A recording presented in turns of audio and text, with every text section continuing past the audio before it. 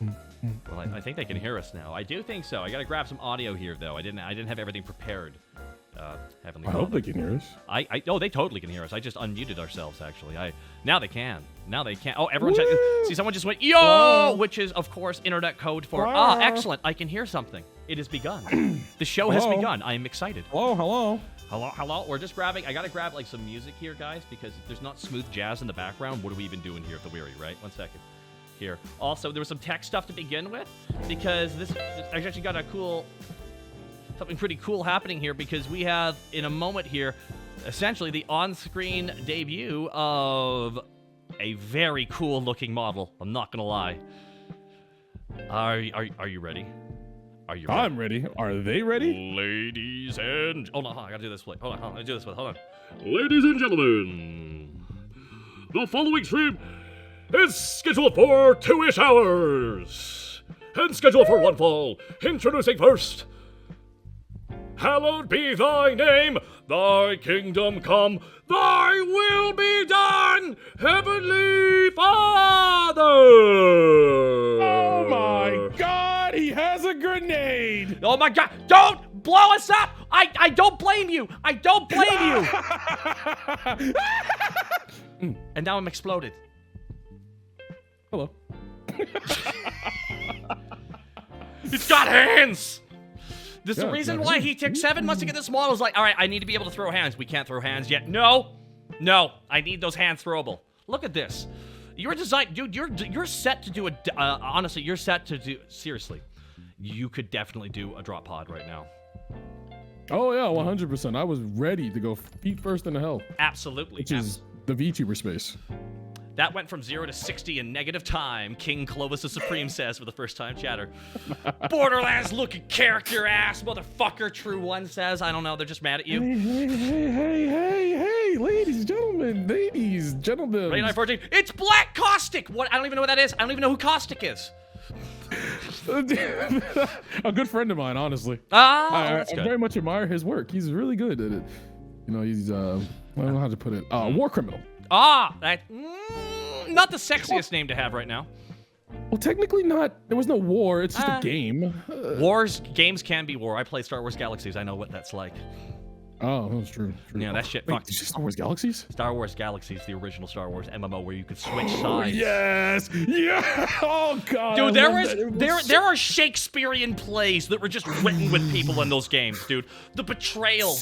Dude, I literally had a movie moment, and I can't say it because I'm gonna out myself with my name, and I can never. No one can ever know who I played in Star Wars Galaxies. I can't talk about who I played in Star Wars Galaxies. It's gonna. We have to die with that knowledge. We have to die. We can never say what our names were in that game because of the shit we said.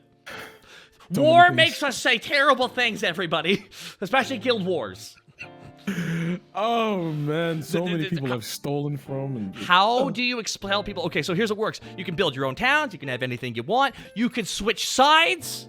It takes a while. You can literally go, I am going to betray everybody and become a rebel or an imperial, and then just, I'm a bad guy now, or some shit like that. It was like straight out of wrestling. All these elaborate fucking betrayals and shit. Worked so well. It just worked so well. Your boy passed! Thank you so much. Hungfish Knuckle, thank you so much. Spring King. So someone wants to know when they can unlock you in Risk of Rain 2. Unfortunately, the DLC hasn't been dropped yet, but soon, very soon, and that's all I can say. I don't want Hoppo to get me. Please, Hoppo. I'm sorry. I gotta say, I'm loving the model. I'm loving how cool this looks. I'm loving how the actual jacket is hanging off of you. I'm loving all the creases and all the color work. I love the fact that you got a bunch of grenades there. Stop being nice to me. I love right now that you have the fact that you have the front gas canister is it's like the right kind of cyberpunk that I want you to know. I can't wait to copy your idea that you clearly copied from somebody else. Please stop being nice to me. I don't want to pull the pin. No, I made it a backhanded compliment at the end there. There's a quick slap at the end. I don't know if you noticed it. And everyone's shocked that the collar's moving. I'm like, oh yes, Fancy TV, have you not been noticing this collar moving? Oh, please. He's hot. Hey, he's hot under the collar, everybody. Yeah, ladies, if you're wondering, I am crazy. Single. You're just huffing those VTuber fumes. Oh yeah, that's actually funny enough. That's a little backstory here. That's how I got here. You have to. No, you got high on your own supply. You gotta not do that, dude. I got high on the VTuber farts, and next thing you know, I ended up here. Every time. Don't do it. You're supposed to link to VTubers, not to become the one that gets linked to. You fool. It was crazy. I just went to sleep one day, and next thing you know, I woke up with all these extra black lines on me, and I'm not a Somebody fan. snuck in and started injecting you with animation cells. It's the only way. Oh no! Party They Demoness! Is that Min? Party Demoness. Oh no! This is Party Demoness. A very talented artist. Wonderful artist, I believe. Yeah, Minerva. Wonderful. I love her. Love her to death. I'm so glad that she's here because it makes me explode on the inside. She's a good friend of mine, and seeing her doing all these good things, it just explosive inside. She did some amazing art a few weeks back too. I Absolutely. can't even. Where do I even begin? It's like it's great. It's great art. I don't know what to say. It's just So great. Oh my god. So you started watching. Oh, we also got Pumpkin Potion in the chat as well. Another wonderful pumpkin, cotton. They're just great friends. I love them. This is a refined copium. This is Listen, guys, we got a sequel to the movie that made the name Unobtainium a real thing. So I hope you're all excited for. I just can't get over the Red Letter Media review of Avatar. It's really convenient that the advanced spacefaring species is warlike and that the indigenous species that is very tribal is completely peaceful, even though historically speaking.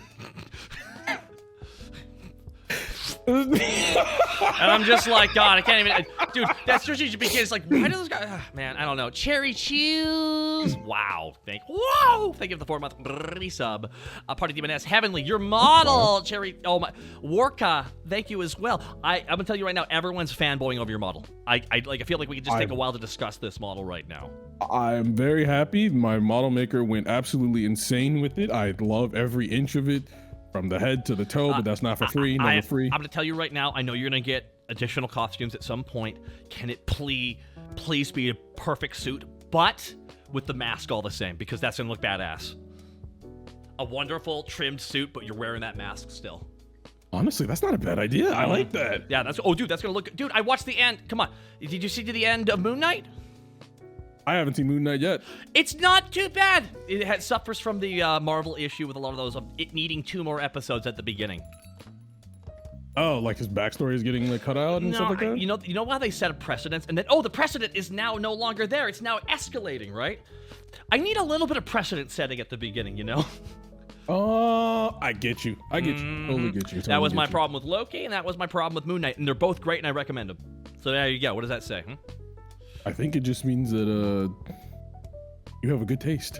Very good taste. Demon Prince Car says, wait a minute, do you know Rushan Bagar? Rusian no. Badgar. I know the Austrian beaver, though. I know that guy. Ah, excellent. Great guy. Excellent guy. It's pacing in a big giant sci-fi fight at the end. Not Loki, actually. Not really. Loki's was a bit different. I liked it. I liked it. I don't know if you saw it. It's decent. No. Hey, dude, here's the thing I will say about Loki is the whole time I'm watching these Thor movies, watching like both Thor and Loki's actors crush it, I'm just like, I just wish we could have some scenes with just Tom Hiddleston just acting as his character, because every time he's in a scene, he's fucking amazing. And they're like, you know what? We should make a show where he's in every scene. He's just out acting everybody. I'm like, I can't wait. Dear Talk on Heavenly, will you play Sucker for Love anytime in the future? Only if you guys want to, of course. I don't know what Sucker of Love. I don't know what Sucker for Love is either, dude. Well, we all are suckers for love, though. Morning Demon. For yeah. Giver. Gen Zero. Thank you for the 9 months of support. It's Dingus Khan. Hell of a great name. Thank you for gifting that sub to Pumpkin Potion. Hey, Taka, how's the bar? We are chilling here on this fine, wonderful Tuesday afternoon. I think I'm just overwhelmed a little bit. Just a quick second to just relax myself, because I don't know. It's nice. I don't know. It's big moment for me, just because, one, I've already told you, but I'm a big fan. So obviously I'm just internally still screaming, but. Well, that's why I actually chatted with Heavenly Father a bunch on Sunday, because I'm like, no, you gotta meet you gotta see how cringe I actually am. No, it's gonna take away all the shine off this. The best part is you're not cringe. You're just like me. No, he's just like me for real. No, you don't want that. Ah! Part of the curse. But no, for those who do not know, I've heard you've watched Hellsinger Bridge once or twice. Just one time. Just one time. Just one time? That's fine. That's all it needs to be. Just one time. Okay, why am I lying? Who am I lying for? We've watched it 100 times. I was gonna save this to the stream, but there's actually a hidden counter on the bots for one of my strambles that counts how many times I make a Team 4-star wait, reference. Now hold on. Is this stream gonna roll into that count, or is this gonna be? Are people gonna have to go further into the wiki to find out the other side numbers? You know, does it punch up the stats because I made it though, and I'm like just casually bringing it? Well, he made it. I don't know what to say, guys. I mean, pretty sure my bot just broke. Now that I'm thinking about it, I think it's a matter of perspective, really. Shit. The Dingus Khan. Cringe but free. Hey, guys, welcome to our locally sourced cringe. Farm to table cringe right here at the Weary 101. Right here. Absolutely.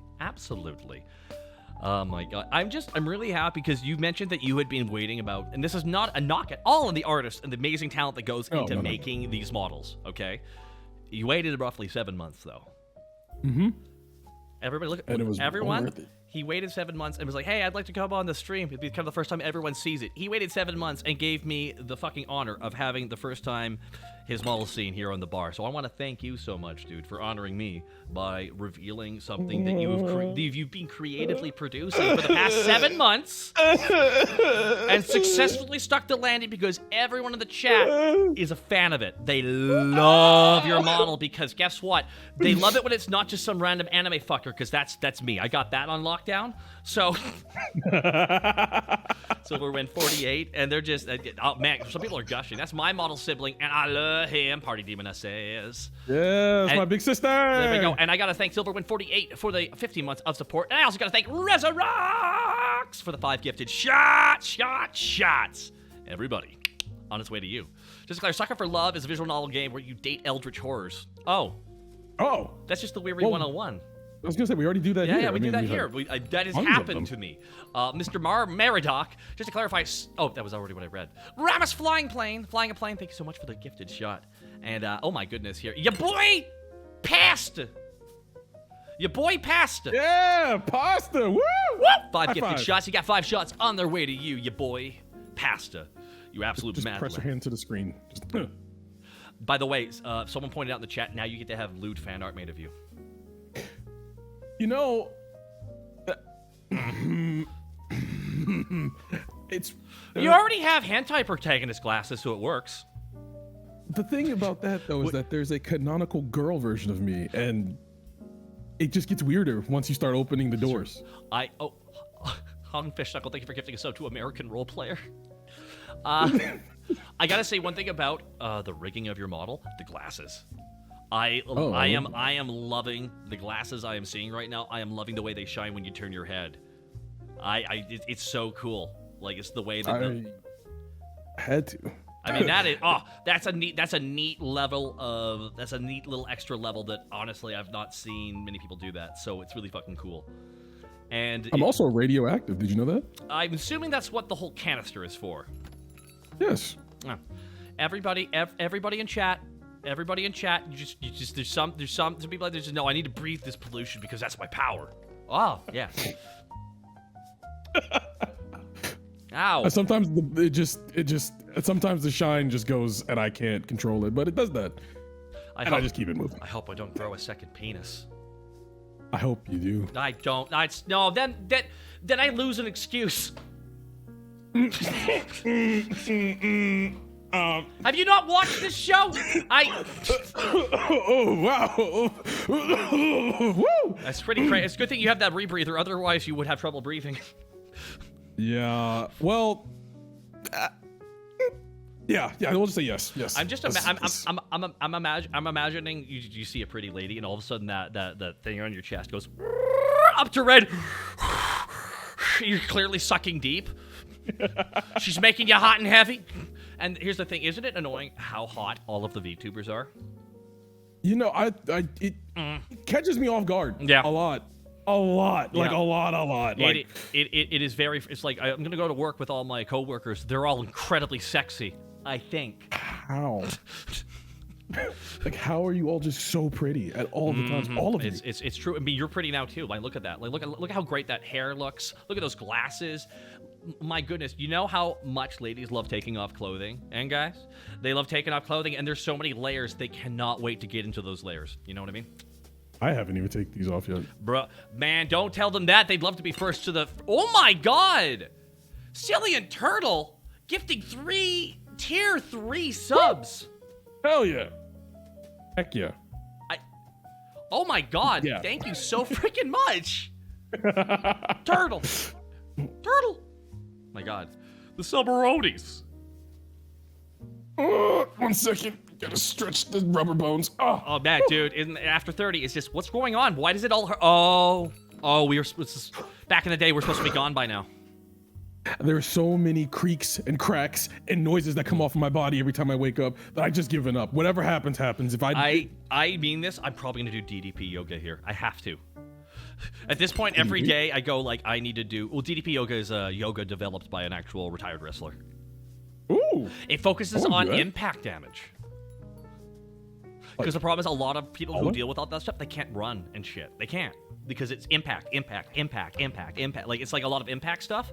So it's all about like you know when you just tense up everything and slowly move something? It's just workouts about doing that entirely.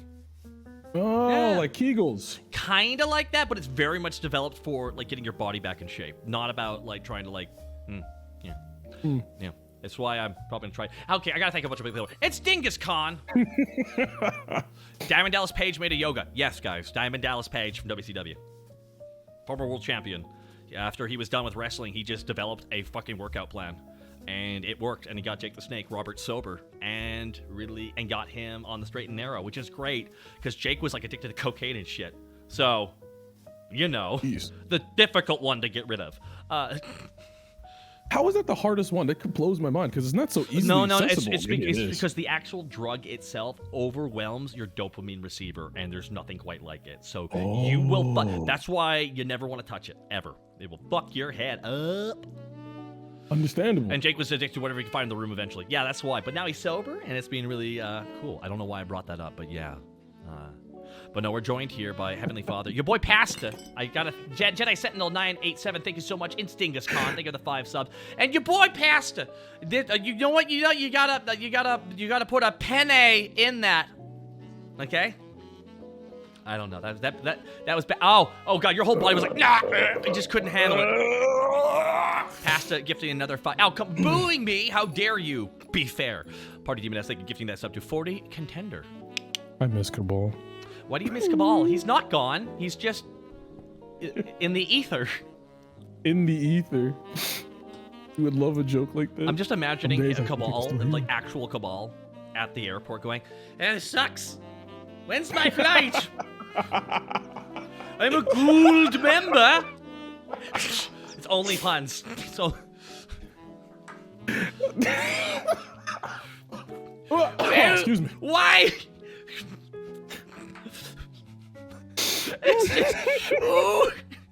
It's just waiting. Access. Does anyone need extra time to get on? I do. Minions, take me to the ship. Honestly, I think he'd be the. I wouldn't want to sit next to him. Let's be honest. Let's be honest. He's a big guy. I wouldn't want to sit next to him. Something's going to touch my leg, and then I'm going to have to fight him. That's And true. I'm There's gonna probably lose. the eminent darkness that makes up most of his body. Well, that's fine because it doesn't smell bad. I heard it smells like. It smells fine. Well, Yeah, it it smells perfectly fine. Honestly, I'm shocked he doesn't smell more like sulfur, all things considered. I think it's because of the cave the FBI put him into. They kind of cleaned it out with a little Glade behind our head. But you didn't hear that from me. That's just secret Glade information. Glade is the most powerful flavor, so it makes sense. Fu- A Glade plug-in Flavor? after 2 years, nothing's more powerful. Oh, I thought you were eating them also, because I was gonna say I have my own personal flavors. But it is really aggravating to see all that delicious Tide Pods all the time. Oh my god. I don't understand why it took me so long to realize they were so tasty. It's because they look like a flavor bomb, and it's true. But it's not what you think. Demon Blade 7, thank you for gifting 6 shots to the bar. Man, I love Zoomers. They just found everything to be so No, we're about 2 years out from a bunch of Zoomers going, can the millennials stop fucking talking about how whiny their lives were? God. Excuse me, you little I know, yeah, there you go. That's what's gonna happen. A bunch of Zoomers are gonna get all together. They're gonna be fucking fed up with us just bitching about each other. Be like, oh my god, get your shit together, guys.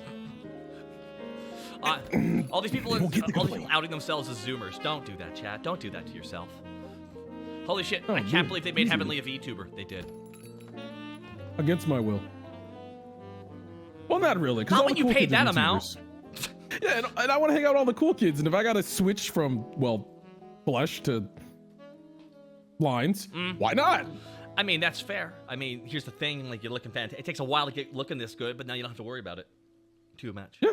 So, what's your favorite part? My favorite part is I told a a close friend about VTubing, and they realized that they didn't have to smile, and the model would just default to a more neutral expression, because some people have a resting frown. I do. Some people just do, and then people come in, oh my god, what's wrong?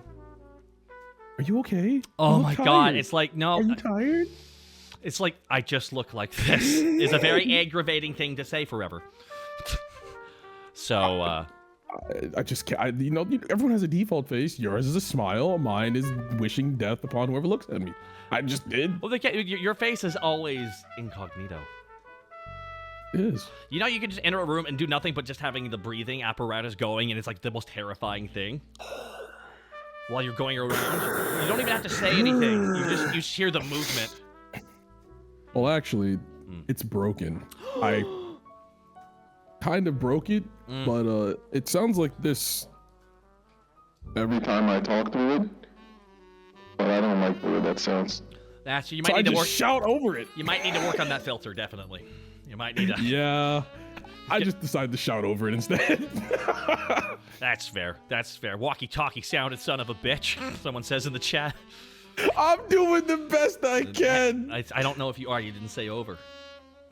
Over. Vanguardian, thank you so much for gifting a sub to Gargoyle's Grace. Oh, Gargoyle Greg. Gargoyle Greg. Grace, no, Grace. Yeah. Heavenly versus Lord Commander Chaos. Let's go. Yeah, you guys both got masks. It's fine. It's fine. All VTubers are luchador masks anyways, if you really think about it.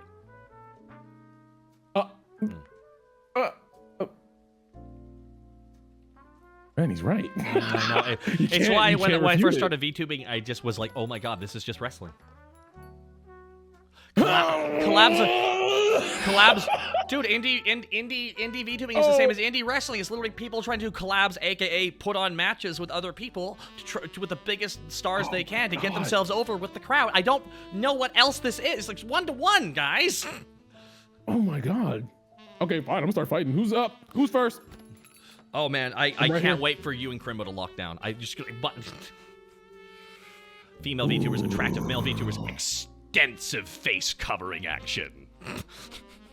Hey, there's a reason for that. If I took the mask off, you'd all fall in love with me. I can't have that now. I gotta be the villain here. First rule is you can't fall in love with Heavenly Father. It's no good for you. It's no good for me. It's no good for I gotta, as a fellow male VTuber, are you okay entering into this world of where you're so hard done by?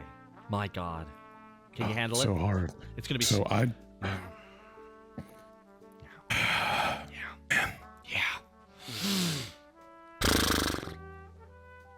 don't even know why. Like, it's just, it's. Remember to find the one job where you don't have a distinct advantage and complain about it. It's just so hard. I don't understand. Every time I stream Valorant for 18 hours without making a single sound the whole time, my fan's blowing through the mic. Why am I not partner yet? I don't understand. I literally, when someone tweeted that, I went, Valorant's real? I just assumed it was an elaborate shit post that never went away. I'm like, all right, this looks like crappy Overwatch. What is this? It's Overwatch. With more mental strain. I see. Have you ever thought? I mean, I try not to. I keep telling everyone that like Apex is just this game where you go and find green and blue items and you give them to somebody, but he kills you to get them. It's weird. Those are my favorite matches when I'm just one big drone. Dude, it's every game. For everyone. Every time I played it. Every fucking time I played it. I was just like, there you go. I got those guys gear. I can't wait to pick this up so some other guy who's better than me can kill someone with it.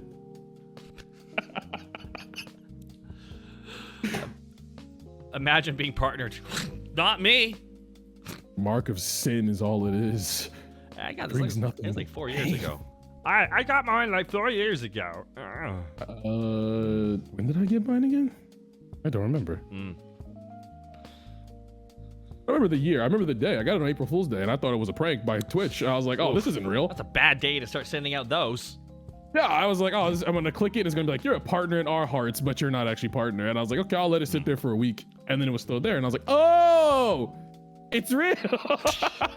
Your boy Passive gifting us up to Mink Mink. Mink Mink Mink. Mink, mink, mink, mink, Mink, mink. mink, Oh, mink, love mink, that sound. mink. Oh, man. It's a very prominent thing in the black community. When you punch someone, you will say mink, because I don't know. We just started doing that one day. Is that a new one? Kind of just woke up. Dang it! Yeah. I can't. When do the whites take it and ruin it for everybody? Already happened. Ah, okay, good. That's why That was that's at like lightning speed. one of my favorite jokes in South Park is when Mr. Garrison goes to Chef's house with Mr. Slave talking. All right, Chef, you've dealt with this before. How do you deal with it when white people appropriate your culture? Mr. Garrison's gay. And then Chef goes on the most detailed explanation. Well, we used to say in the house, and then white people started saying that. So then we said was in the house, and then the white people started saying we in the house. So then we said was in the shizzle, and then white people saying was in the shizzle, and he keeps going. He keeps going. He keeps going. Flippity floppity floo. He goes to flippity floppity floo. All right, Mr. Slave, let's get out of here. Let's get back to the flippity floppity floo. No, God damn you it! can't take that.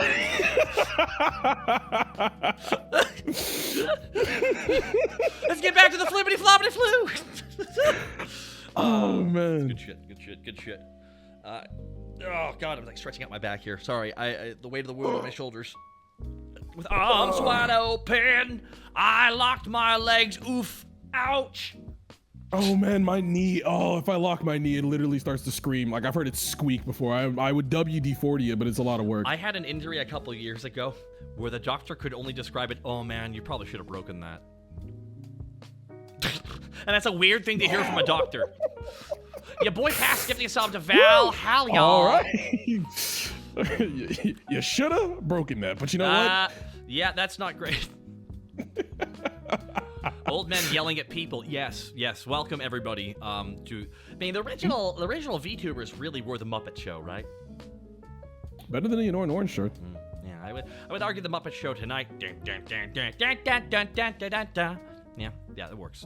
Demetria, thank you so much. There was a joke there that I really wanted to make, but I forget what the rules are here sometimes. So I was What gonna are hold the that one in. rules? What are the rules? Okay, I'll stop that song. That's one of my favorite episodes of It's Always Sunny in Philadelphia. I love a musical episode. I'm a sucker for a musical episode. And Hate to say it, but my favorite one will always be Day Man, Night Man. oh, musical. dude, it's one of my top favorite episodes because it's also the musical episode too. Yeah, it's really good. I can't get over the whole. They're like, all right, here's the first episode, guys. We accidentally the whiz, and they don't know what movie they're stuck in, and that's the whole premise. And they're all black, and I'm like, all right, okay, It's Always Sunny in Philadelphia. Danny DeVito signed off on it, so I'm assuming it's not going to be career damaging. I don't know how it is, but like it's riding the line. Yep, that's like, because perfectly. these guys know how to ride the line. They really do, and they probably had writers truly help them make sure they didn't cross any thresholds. Because the lesson in the end, the whole joke of the whole episode was like, "Wow, guys, okay." It's nuts. But the Scott Bakula joke got me. Something I smell. It's like a very big snake. That is Vexoria. The Sun Eater. Everybody. All right, are you a fan of very powerful, large, purple-skinned ladies? Yes. Yeah, yes. There's a fair amount of them. I can't help it. Power, strong women. Your mind's telling you yes, and your body is screaming, "Oh fucking yeah!" I want it. There we go. I mean, yes. So I'm a big fan. That's big fan, oh big fan. man. Oh. Isn't it annoying when women are really beautiful and they make us go, and we start like becoming cavemen? Yep. Ata. Ata. Ata. Yes, son, Ata. You see, one day you'll meet a wonderful woman who has her own Atas that you like. Ata. Ata. Ata. Ah. It's just, I God damn it. That South Park That's the episode. monkey brain in me. It's exactly it. It's the Ata. Ata. Ata.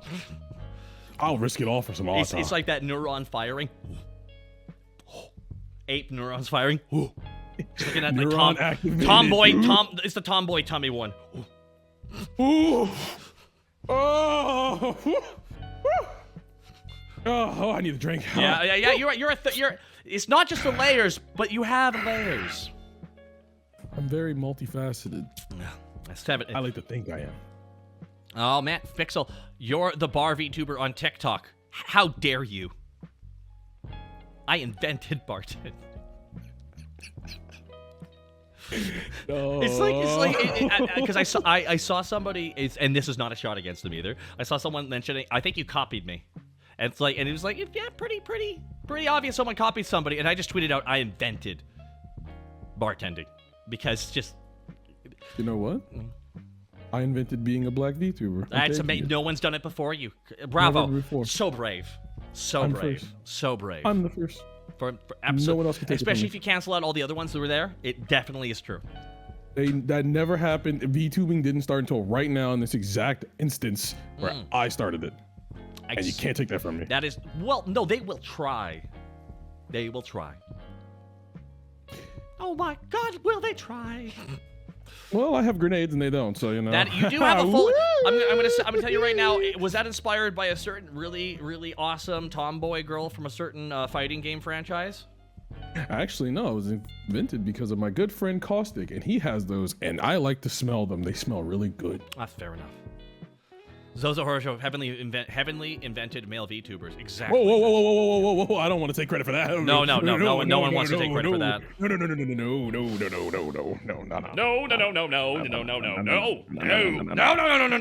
Someone else can take that one. I will say black VTubing. Someone else can take the male VTubing. That's not it. Well, it's on sale right now. It's on sale right now, everybody. Please, someone take it. I don't want it. No. It ain't gonna be me. I did my time. It just gets passed off to the next male VTuber that's made. That's true, Salient Turtle. That's true. Oh, good thing someone else is being made right now. Oh wait, I'm the latest. No! Ah! You're the fresh meat on the market, and they are gonna harvest you with their eyes.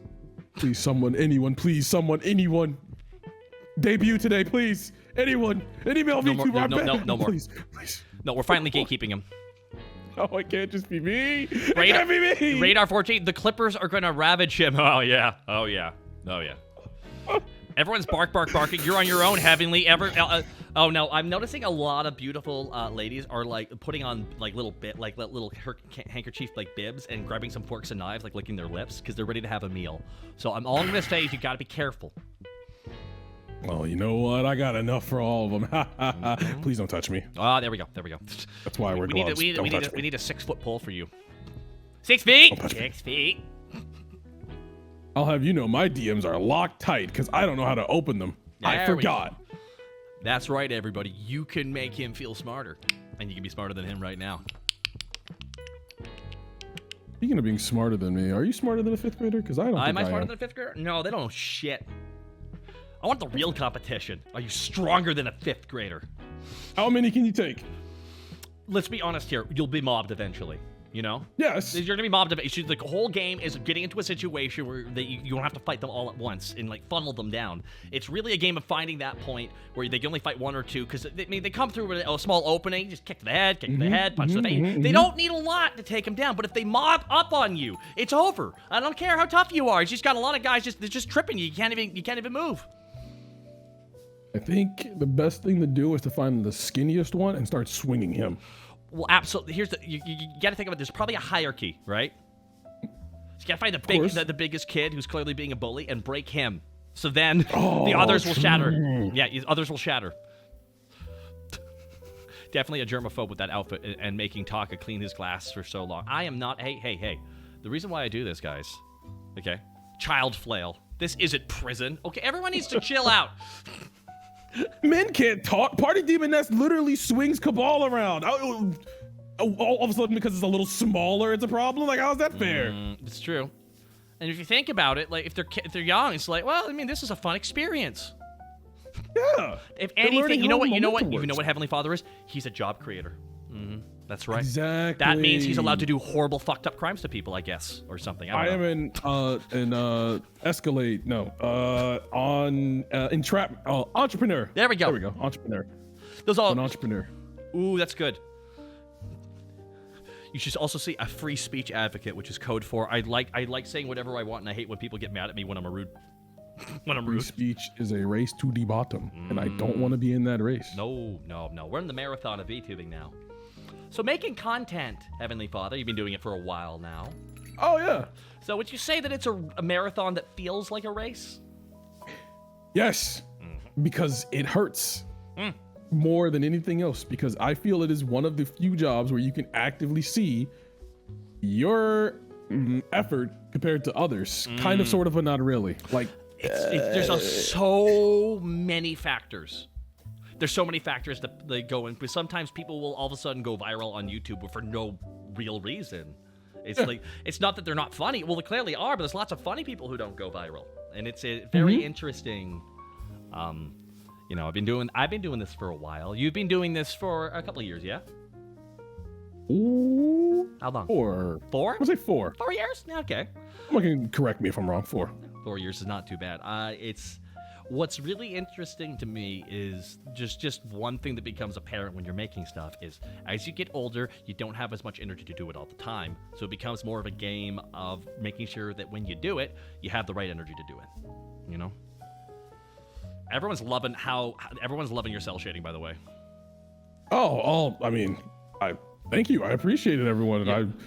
Your boy passed it. More people get views for recycling our jokes than we do for making them. I wrote a GBZ abridged. How do you think I feel? We've been clipped multiple times on the Badger stuff. I don't mind it, but other people can definitely feel a different way about it. I see it as a good, because then the jokes can reach a new crowd and make someone's day brighter. Others see it as a bad because this is one of those things video where gets monetized. Both things are correct. Yeah, it's one of those. It's one of those frustrating situations where technically neither are wrong. Yeah. It is true. They kind of have done that, but on the same token, it has helped. It's one of those things. I actually watched. There was an interview with the guy who made Magical Secret Powers, the hey video with He-Man. Yeah. That was just a shit post, and he put it online in like 2009 or 10, and no one cared. And then a year later, someone else just copied it and uploaded it, and it went viral on their channel instead. And they talk about it how most people, because luckily they got like their brand at the beginning, like they have Slack Circus, which is their actual name, so people can find them. But it's one of those situations where and this is gonna sound weird coming from me who made like Dragon Ball Z Abridged and Hellsing Ultimate Abridged and all that shit, you know? It's like, whoa, look at what you've done, Taka. Correct. We stripped out all the audio when we made something brand spanking new. You know? Yeah. And that is, and you can do that. And that's also what the He-Man Hey guy did. He stripped out all the audio, made something brand fucking new. He did. And it worked. And it was fucking great. Funny. It was fucking tastic. But the algorithm decided who got to be famous there. Isn't that crazy? An algorithm.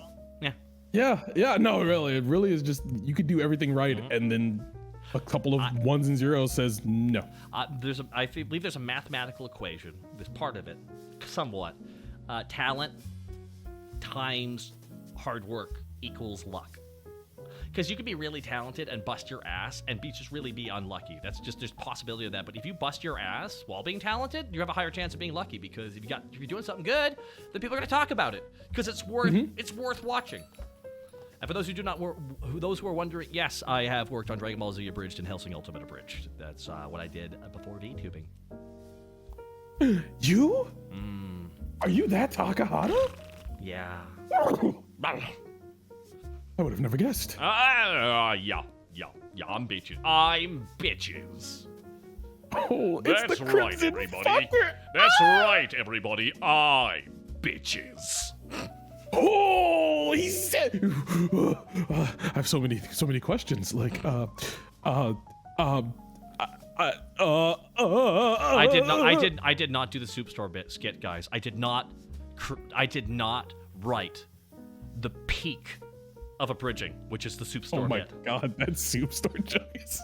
Dude, I heard it dubbed in Italian. That's how good it is. Can I break your heart with something real quick? Sure. What if I told you he had 2 more stories equally as fucking outlandish based on real life that he was going to put into the show at some point? As ridiculous as the soup store, which is based on a real conversation, apparently. Huh? A friend of his was high or something and was having this conversation. Why are you buying clothes at the soup store? Was a real fucking thing. He had to yell at his friend. He said, I'm at soup. I'm at soup. For those who, yes, I am Takahata from Dragon Ball Z Abridged. I worked on Sword Art Online Abridged as well. I was in the Emperor Has Text to Speak and shit, guys. Yeah, I'm busybodied. I'm an 07 YouTuber. I just wasn't expecting the soup conversation to be real. That just kind of broke my brain. It's inspired by a real conversation, he said. He says he obviously twisted some stuff, but him yelling, why are you buying clothes at the soup store, is like something he actually yelled at his friend at one point, though. Vex MLK, hi there, we met on TikTok. Hi, Heavenly. Hello there. I think we did meet on TikTok. Hi, Vex. It's a whole separate platform. Man. No, TikTok's not even real.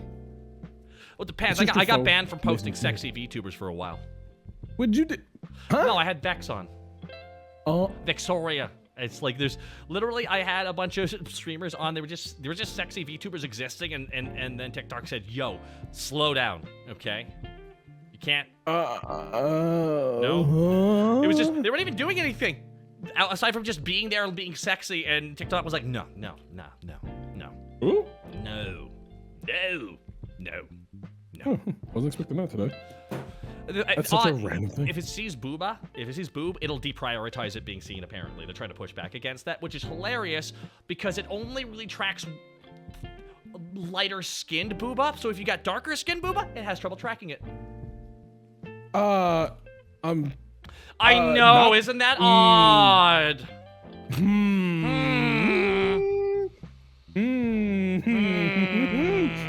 I wonder why. Can we get an investigative arm to like really reach into why that happened, or could we fucking pretty much sum this up? Anyways, so that's why someone like Secret Subject or Vex actually don't get usually get in trouble as often because they have a darker an exotic skin complexion. You're saying I can post mine? Yep. Well, they'll finally catch you, and then they'll be very mad at you. It's too late. I've already got the views, you fool. Yeah, exactly. Just take a knee and run out the clock. You've already won. The Ocker DJ, thank you for the 2-month resub. Heavenly, that model is awesome, bro. People are loving your model. People are gushing over the model in the chat right now. Everybody, we've been going here for about an hour or so. If we were just opening up the floor to chat. We'll just open up the floor to just random questions, guys. You can go ahead and ask us stuff if you'd like. Obviously, please don't bring up, no dramas, please. As is tradition. There's plenty of other shit we gotta deal with. Yeah, like male VTubing. Yeah, well, we got another one. We got another one, folks. You got another one. Another one, but sad. It's like a sad. It's like a sad. What's his name? DJ Khaled. Another one. Another one.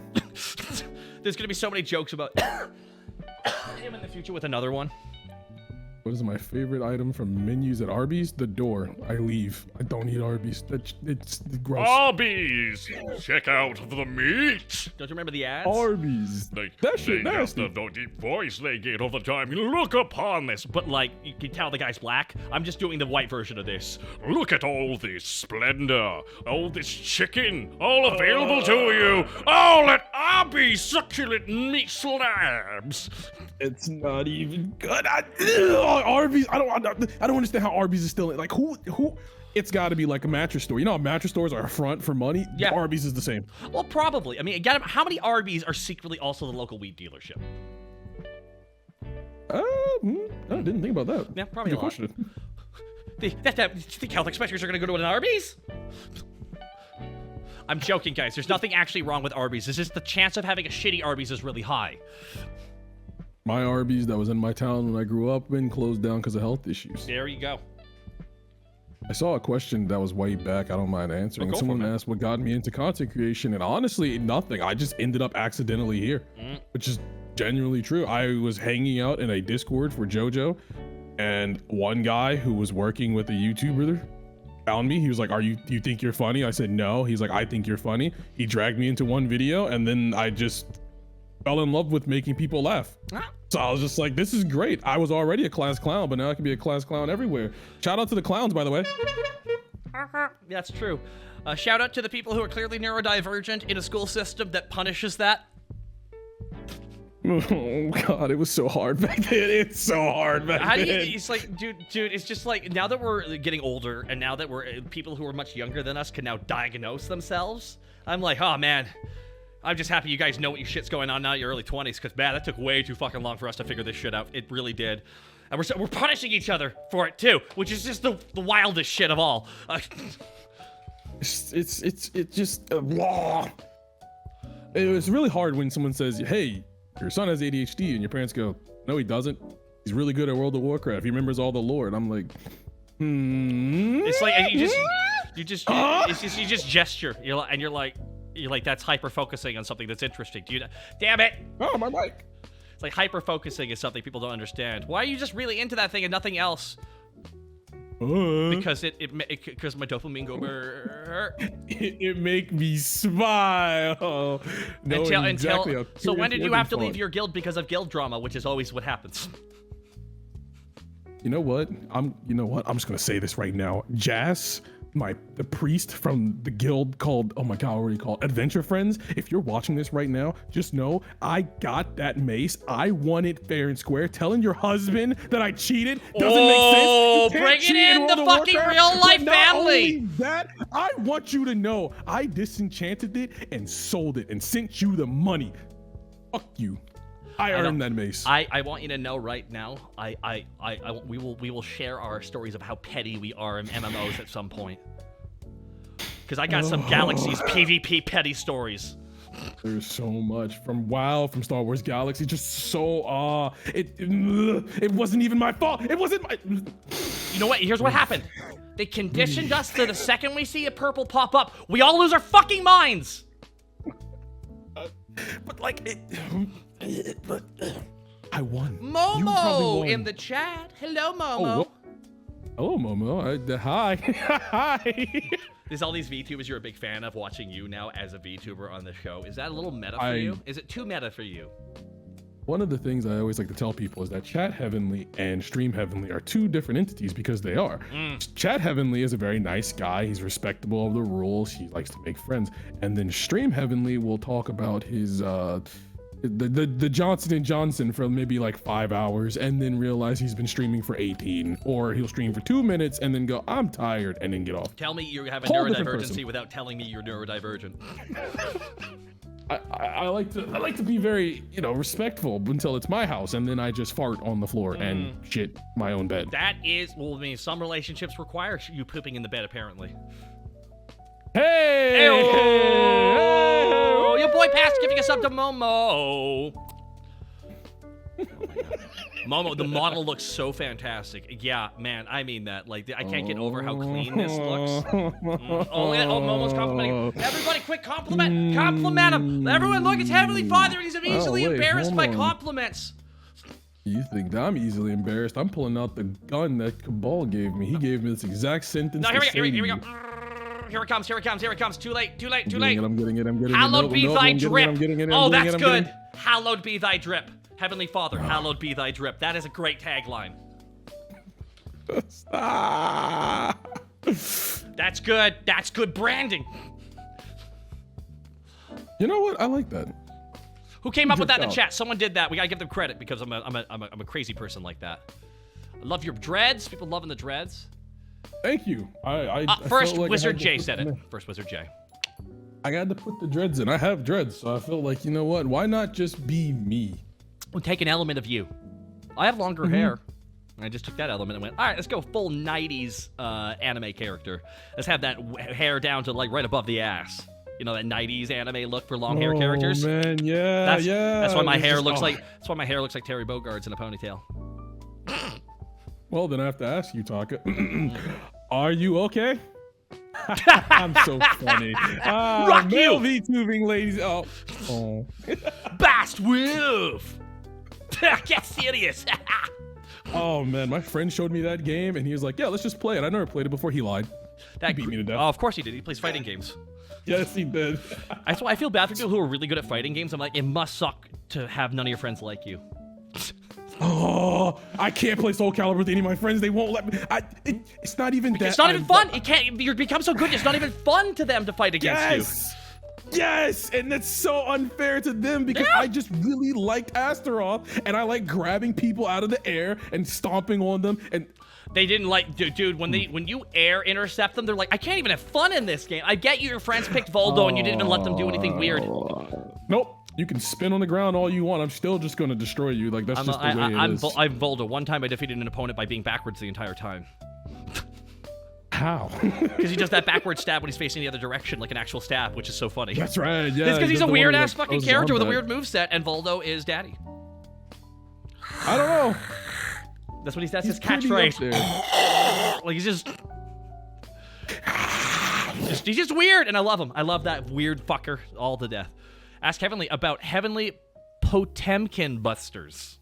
Yeah. So I really like Guilty Gear, and one of the characters in there, his name is Potemkin, and one of his very popular moves is he very calmly and very gently will knock you into the air, then he grabs you, he puts you on his back, he flies all the way up in the air while screaming, Heavenly Potemkin Buster. And I honestly think it's the best fighting move to exist in fighting move history. Is that the guy with the giant fucking gun arms? Yes. Okay. So, I also love Guilty Gear. I love Zatoop! I actually, no joke, and this is true, a friend of mine recently got cast as the main guy of the new Guilty Gear. Whoa! Octopimp. You got cast as the main dude, yeah?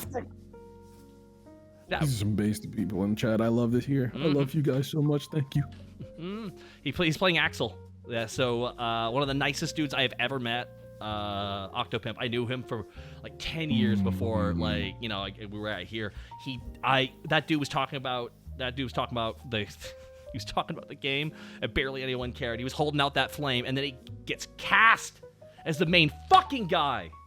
It's so earned for how humble and kind he is. Absolutely deserved. He is one of the most humble and kindest dudes you can ever fucking meet. He never asked for anything, and he fucking got to be Axel, and it's just so well earned. Woo! Yeah, the hand beat. So people saying that hand beat looking sus right now. Fine. Yeah, Momo says he's also a Potemkin main. That's true. That's what he says. He wishes he was more of an Axel player. Axel requires too much thought. I don't want to think. I want to grab you. That's all I play. Dude, as a long-standing Bowser main in all Smash games, I hear ya. Bowser, Ganondorf, Incineroar. Oh no, Bowser always once he has the backflip, the double backflip body slam. Oh yeah, the side B. Oh my god. I'm not going to hell alone. Ooh. My god, Sponge Lukaji? Dan. Heavenly is a VTuber now? No, he didn't say no. I'm not aware who Luka Jin is. Do you know who that is? You know who Luka Jen is? Did I pronounce Someone that right? who's I might have making missed it. content on YouTube since 06. Shit! 05, one of the original Let's Players. Wow. I'm not shitting you. When the first phrase Let's Play came out, she was one of the original first people doing it. That's amazing. That's and she is a outstanding. VTuber, and she is incredibly talented, and she has a very well-endowed stream. And she's a hardcore Simpsons fan girl, and that's what I had her on the stream, and we actually played Simpsons Hit and Run. So I didn't realize that Simpsons Hit and Run was supposed to be a GTA spoof until maybe 2 years ago. It's so crazy that these games are that the Hit and Run and Road Rage, either of those games were as good as they were. Yeah. And someone pointed out as well that one of the funniest lines in The Simpsons of all time is in literally one of those games, and they're stunned. It's like, oh yeah, they can get away with that joke in a video game. And the line is like literally, and now we have all these wonderful new city buses, and they're clearly radioactive. And Hans Moleman's, please kill me. And Marge goes, oh my god, I hope somebody does kill him. Oh my god. So, good classic shit. Good classic Simpsons like that. It's this is just gonna be a nice little boomer reunion, but man, do I sometimes miss the old Simpsons. Well, here's the thing. I actually found out why, because I was constantly, why are these so much better than everything else? It was the writing team. Conan O'Brien and Eddie Richter wrote for the first 4 seasons, and then Conan O'Brien left at the end of season 4. If you go back and watch season 4 episodes, you'll see executive producer or main writer or main producer Conan O'Brien. One episode he almost entirely wrote an episode onto himself was the Marge versus the Monorail, was his creation. Holy. One of the best episodes in the show's run. One of the best episodes in the show's run. Yeah, he did it because he's an absurdist though. Like he had Leonard Nimoy show up, and the joke he wrote was Leonard Nimoy is an annoying Star Trek fanboy to everybody else around him, which is what his existence was up to that point. Because everyone would talk to him about Star Trek, so they reversed it. So he's talking about Star Trek, and everyone's trying to get away from him instead. And he thought it was funny as fuck, so that's why he agreed to do it. Do you even know who I am? Yes, I do. Weren't you one of the little rascals? So Conan was basically the Simpsons. But yeah, but here's the thing. The best seasons weren't season 4, in my opinion. Best seasons were season 5 and 6. I was gonna say 6. 6 was so not good. a miss. Not a single miss. Not a miss. Every single one was you could pull it up right now. I will. I'm pulling up classic Simpsons right now. I'm gonna see if they always hit. People will laugh actually. at those I realized right I did something bad. I didn't take a photo of us and tweet out that we were streaming. Oh, should I do something funny? Should I put no, I'll do this. I'll grab the thing. I can't spot. Oh, here. There we go. Perfect. Hey, there we go. Thank you. Thank you very much for that. So yeah, I'm also going to pull up this list here, unless you can pull it up here and read it off, because it's like hit after hit, because I think season 5 is Barbershop Quartet. I remember I love season 6, but I keep forgetting because I think that the Sideshow Bob episode with Cape Fear, one of the best episodes of the show, is actually a season 5 episode, not a season 6 episode. Really? Because the season 6 Sideshow Bob one is the political one. Huh. The season 7 one is either the plane show or his brother played by the other guy from Frasier, David Hyde Pierce, and it switched, and the 8th episode is either that one or the plane. I think it might be the plane one. Yeah. Yeah. Okay, so now I'm gonna take this photo here, and we're deep, guys. We're deep. We're deep in the. Are you reading it now? Oh yeah, I'm just there's Art of Darkness, there's Lisa's Rival. Now, Art of Darkness is the first one that season, and I thought, what a brilliant episode to start on. It's just a parody of a movie, right? Yeah. Because they so many of those classic episodes were just parodies of movies I hadn't even watched yet, because they're parodies of movies from like the 60s and 70s that we had not grown up with. So all this content was brand new to us. So when I found out they just ripped off Cape Fear the movie, which I didn't even know was a real movie, for my favorite episode of The Simpsons, I lost my mind. All right, bros. I couldn't believe it. Okay, let me ask you this: if you're a classic Simpsons fan, I'm gonna gauge you as a fan. What is your not the whole special? What is your favorite? Because you know they do them in 3s. Your favorite Halloween special. Let's see where you're at on this one. I think there's a couple right answers. When there's no wrong answer with comedy, I'm just curious if you match up. Oh my God, which Treehouse of Horror is the one where the aliens win? They like win with the I voted for Kodo's joke. That is, I think. Oh God, is that the 5th or 6th one? I think that's the one. That's the one. Hold on, that's the one. There's one with vampires, and then the one with The Shining, and then the one with the politics is the next one. I think that might be season 6. I think that might be season 6's one. Go ahead. Throw your vote away. Fucking God. Citizen Kang. Yes, Citizen Kang. So good. We'll vote third party. Why are we building this giant laser to blow up a planet we can't even pronounce? I don't know. I voted for Kodos. Being all indignant, I'm like, God damn it if that ain't the truth right there. That was one of the best political parodies I had ever seen. Why, when I was oh God, let me find the baseball line that they had. When I was a young man, I too was a baseball. Okay, here we go. This is what this is. Here we go. This is the. I too was a baseball. There we go. This is the. My fellow members, As a young boy, I dreamed of being a baseball, but tonight I say we must move forward, not backward, upward, not forward, and always twirling, twirling, twirling towards freedom.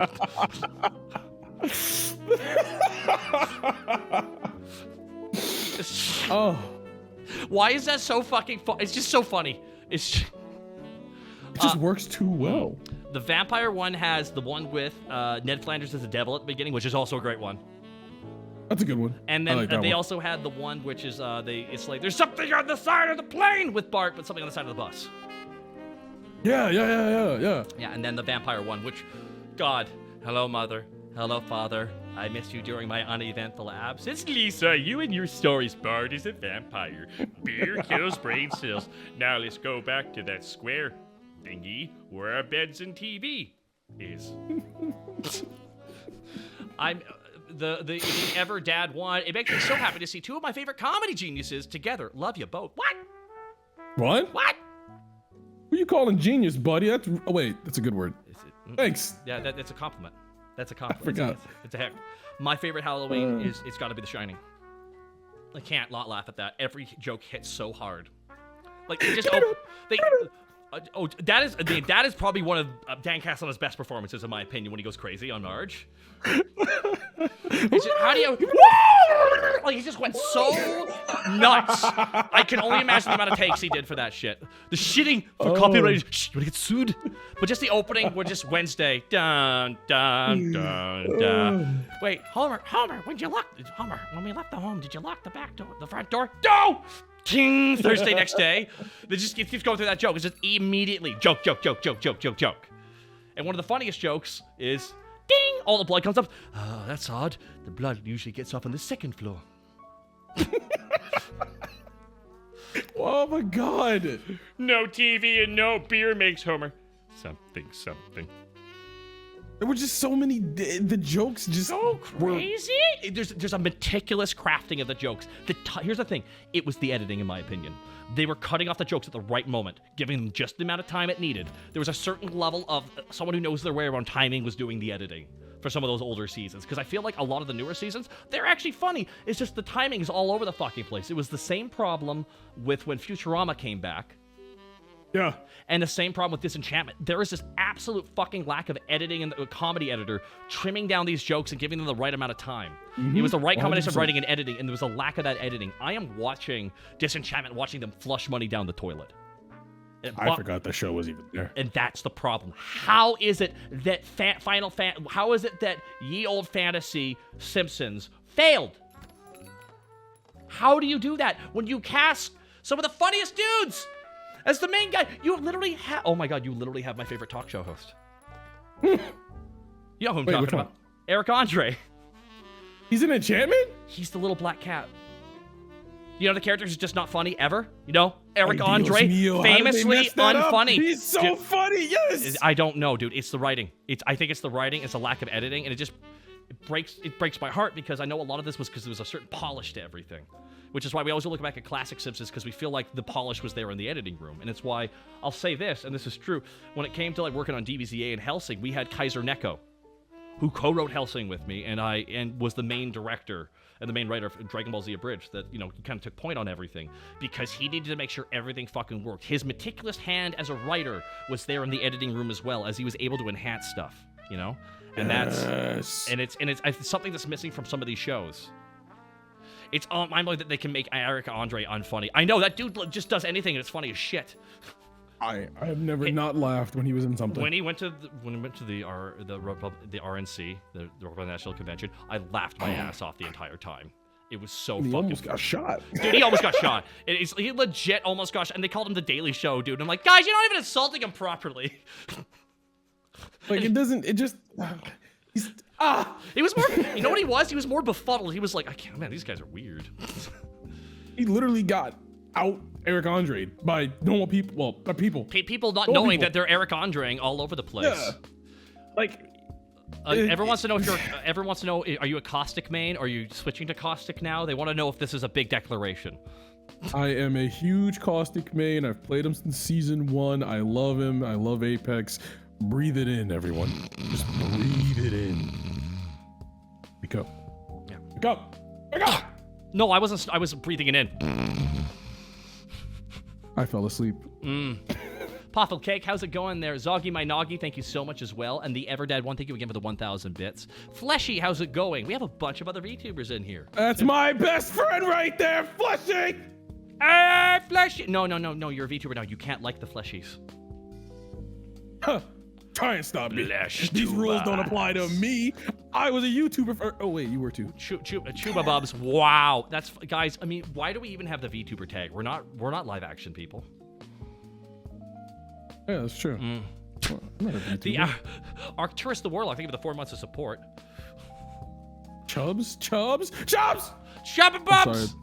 They're from my. We are very close friends. Me, Chubbs, Fleshy, versus we have a little group called the Stinkers, because that's basically what we are whenever we're in the same room together. Oh, that's the that's why you have the mask then. Okay, that makes sense. Yes. This is tracking now. This is really making a lot of sense now.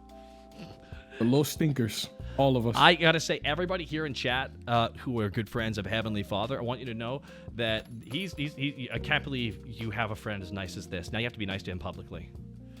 No, God, Heavenly got that drip. No, we have a Heavenly Father, hallowed be thy drip. Rage. And we got Chi Chi AI in the chat, one of the maker of amazing dance videos and amazing singer. Hello. Oh yeah. Very nice to see you. Sorry about that. Oh, don't even apologize. I got like my stomach's churling right now because it's been one of those days too, and I also got back on my meds properly too because I had a bit of a discrepancy in taking them, so my stomach's like We just got used to having we just got used to having no anti-anxieties. What's this anti-anxiety shit you got giving us now? All right, we'll make it work. I find anxiety very interesting to me because I genuinely think that I might actually be too stupid for it to affect me. Well, it's a funny thing with people. This is what a misnomer. Everyone's like, how do you go out there and not be terrified? Oh, I'm terrified. I'm absolutely terrified. I can see that. But I also know for a fact one day when I'm old and I can't go back and redo this shit, and if I didn't do it because I was scared, I will never forgive myself. That's way braver than what I'm thinking. I just say I'm not terrified because if I do it, it's over. Because people always ask, how did you do this brave thing? Oh, I was terrified the entire time. I just happened to live. Yeah, basically. It's just like, I'll just do it. I mean, what's the worst that could happen? As long as I'm not doing rocket surgery or brain science, well, I'll just be fine. We should have some more rocket surgeries, though, and some more brain science out there. I prefer grape surgery. You know they did surgery on a grape? Well, were they trying to remove something or put something in? I don't know. They just did surgery on a grape. Beep. Beep. I don't know how to parse this joke, and it can go a million directions. So I'm going to let you take point on this, and I'm just going to laugh very awkwardly. That's perfectly fine. Oh, yeah, man. Yeah. Oh, my little brother just texted me and said, I hate you for saying that joke. He gets it. It's a very, very, very old meme that just runs 100 times. Hey, Taka, can you ask Heavenly if he bought a mousepad after 15 years of not owning one? Oh, boy. Nope. Okay, everybody, I want you to know that Stardew Valley was made on a stack of books. That's right. I've seen his desk. His partner, after all the money he made, had to tell him, dude, get a desk. Oh, no, it's fine. I mean, I don't own a mouse pad. What's wrong with that? He's never owned a mouse pad. It's terrifying. Well, the thing is, now he can go and buy all the Booba mouse pads he wants. You know, those are actually really good for your wrist. Like, unironically, they work really well. It's because it's a lot of because of the size of the boobs you see, and it's actually really comforting for your hand. I mean, it's just... The Crimson Effer says, Taka, do you know if Heavenly uses crab grip on his mouse? Ole, ole, ole, oh! I will never know peace on this accursed earth. Yes, I crab grip my mouse. Heavenly Whisk is so low, it wraps back around and grants him psychic immunity. True. I can't be mentally damaged if there's nothing to damage. You know, like a zombie would starve trying to eat my brains. Would he get bored? It'd be like, oh. Would he get tired? It would get tired. It'd be like, ugh, thank you for the summit tomorrow. Yeah, it'd just be really just like, he's like, why did I waste all this time chasing him down? Remember that VTuber you said you were jealous of earlier? There's a whole bunch of them. They're in the chat right now. It's Lubar of the Void. Lubar of the Void, the wonderful eye. He just wanted to be an eye, folks. He just wanted to be. I respect that. He wanted to be an eye. I wanted to be a crab, but then I accidentally this. And you know, sometimes being a We monster might be a is crab worth it. underneath there secretly. Maybe there's a tiny little crab powering this giant, beautiful man body. The May crab or is may not be in here. that's the pressure tank. That's how you Who can knows? keep the deep water pressure. Why you think my forehead's so shiny? It's metallic. This is the first Gundam VTuber we've had in a long time, people. Oh my god, I'm a mecha. Yep, this is now a mecha. Told you. This is now a mecha anime. Heavenly is legit part curb. I have seen both of his hands on the same. Never seen both of his hands in the same photo. He might have a big meaty claw.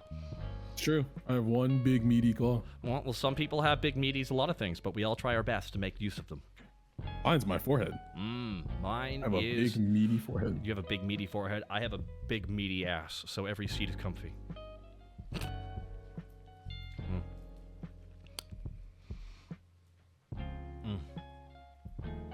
The best part about me leaving is you get to watch me walk away.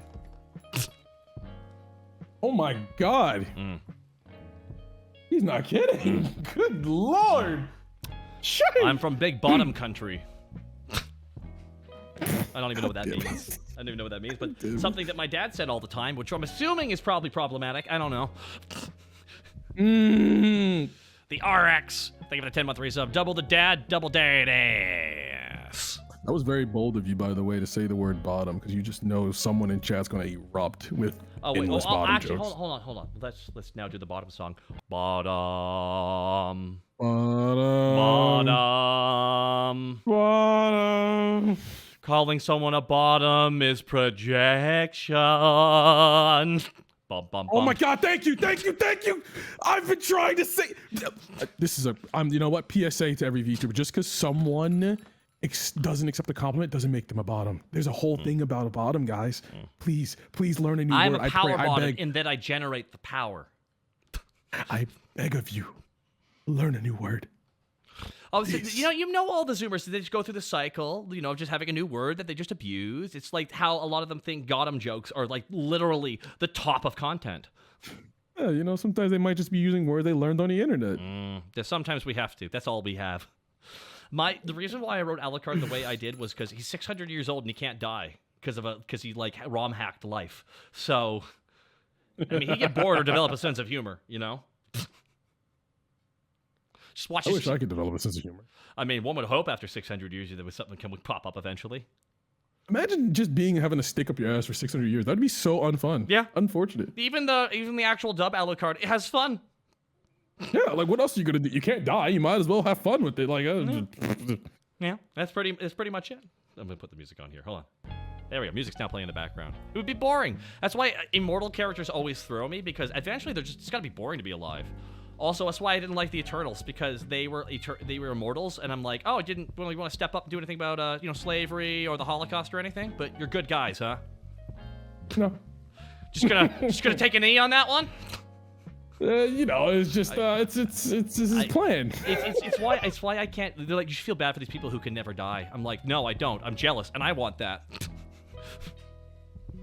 I didn't like the Eternals, which sucks, because I love the Egyptian gods they just introduced in Moon Knight. Oh. Yeah. Wait. That's not a spoiler. Moon Knight's literally the Egyptian superhero. Huh. In some versions of him. I was told that Moon Knight is basically just live action Yu-Gi-Oh.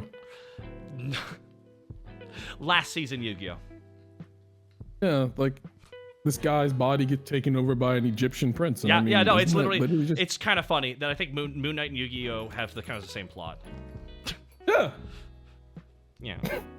There's no card games in isn't it? Moon Knight, and we got Oscar Isaac going, I'm gonna out-act circles around myself. Man, I wish they'd put them on motorcycles in Moon Knight. Do you want more motorcycles in Moon Knight? Yeah, if Yu-Gi-Oh can have hold on. motorcycles, why can't they? Hear me out. Okay, we don't have motorcycle battles, but you know what we do have? The villain. He's an actor. You may know him from several things. He actually recently is in that. Oh God. My God. Why am I forgetting his name? Holy shit! I am forgetting his name. He's the main villain of. Oh my God. Someone's gonna say it in chat. I'm gonna be like, God damn it! It always bugs me that I forget this guy's name. Ethan Hawke. Oh! Ethan really? Hawke is the villain. Yep. Ethan Hawke is the villain, and he, again, fantastic performance playing a crazy person. It's Oh, really good shit. I know him. Dude. Google. Who's Ethan Hawke? Ethan Hawke is in a lot of shit. Oh, him! I didn't know his name. I knew his face. Yeah, no, so what I'm loving is like kind of like Loki. They brought in like an actor who hasn't been in something big for a while, and they're kind of doing it for all these other characters because these guys are great actors. And Ethan Hawke played the villain perfectly. He is a great actor. He's like a really good actor. He like, is. an So the fact that they got him to play a Marvel bad guy is just, and the fact that it's a TV show villain, so he has extra scenes, is great. So like it's not going to be wasted.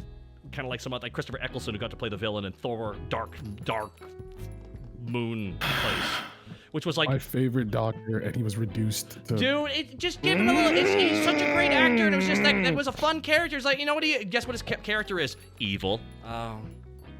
He is such a fan. The episode in Doctor Who where the Dalek is like in the hallway and he is shouting and freaking out and screaming about how much he needs to kill it. I felt that. And the Dalek isn't even real. I felt that. Because Christopher Eccleston is such a fucking talented actor. Amazing actor, wonderful actor. I love the guy. I really, really, really love the guy. Favorite Doctor. Nothing against Matt Smith and the David Tennant, but Eccleston will always hold my heart, bro. Eccleston had the rare thing of this. They brought the show back, and it was just there was this hotness, and they went a very different direction with Eccleston. Like it's like this feels like a different show. And then Eccleston after one season was, I fucking hate working for this company, and he left. Yep, Man. That's why. He finally said, fuck this company. I liked working on the show, though. The company ruined it for me. What's that? I don't know. I was hoping to get more Eccleston. Didn't Matt Smith get like 2 seasons or something like that? That's just got 3 seasons and all the specials and shit like that because he didn't push back. Here's the thing. Eccleston just did not like working with the guy who was working on Doctor Who at the time. Like, yeah. And now we have, that's right, everybody! Doctor Who's black! Oh, he is? Yeah, we got a black Doctor Who. Wait, but it's a show about time travel. Yeah. So... I know, the Dave Chappelle skits come into reality. Player haters in time. Does that mean he can't go past like 19? No, he can't go anywhere right now. Let's be honest here. Oh no. Why the hell did they do that? Oh no, it's gonna mess up. No, they're gonna do my favorite thing. They're gonna pretend racism isn't real. Oh, my brother in melanin, you can't be the doc. I mean, I guess he can. No, here's the thing. Apparently, he's a phenomenal actor. So I'm like, all right, cool. Time travel's gonna be a little bit funky. So there's probably gonna be a lot of going to other planets and less going back in time. You know what? That's better. Because then if they're racist, it's not because he's black, it's because he's human. Exactly. See, there you go. It's all good. It's all good. All right, Kid Perfect. Dynamite 88. Oh, it came in at the perfect time. Oh yeah. So everybody, we're opening the floor to questions, some Q's. We have some A. I'll try to answer as many as I can. By all means, I'm here for it. Yeah. What do I do with my hands? Let's Cabal do this. He's a hand talker, so it works out. I talk with my hands too, but I feel like I can only just point at people. I wish I could. It's like Chris. Oh, I can! I'm sorry. You can leave this room. You can leave this room. You gotta forgive me. Myself and myself and Heavenly Father. We head up the dispensary before this. I guess. What do you think's in the tank? No, well, everyone doesn't realize, but that outfit's supposed to be white. Everybody, and it's like it's being thrown right. Oh man. Do I play Destiny? No, I'd rather hate my life a different way. Dude, I love Destiny's gameplay, but I just hate how they do seasons. Well, it's spongy. The shooting and running and jumping and the little psh, little jetpack for a second. That's all fun as fuck. That's fun. That's when you're playing the game. It's fun. It's all the other bullshit around it sucks. Because here's the thing: Bungie knows how to make fun gameplay. Yes. That's it. They can't do much else. Story? Well, they weren't allowed to. No? No, they had to strip out the story 1 year beforehand because it was too complicated. That's why it was like that wizard went to the moon. Moon's haunted. Yeah, Moon's haunted. Spooky. What's in the canister? Spooky Whatever moon. you want. Whatever you think's in the canister is what's in the canister. Exactly. It's me. It's laughing gas. laughing gas, VTuber farts, liquid oxidized sweat. I don't know. Whatever makes you laugh. Whatever you think is the funniest thing. E-girl bathwater.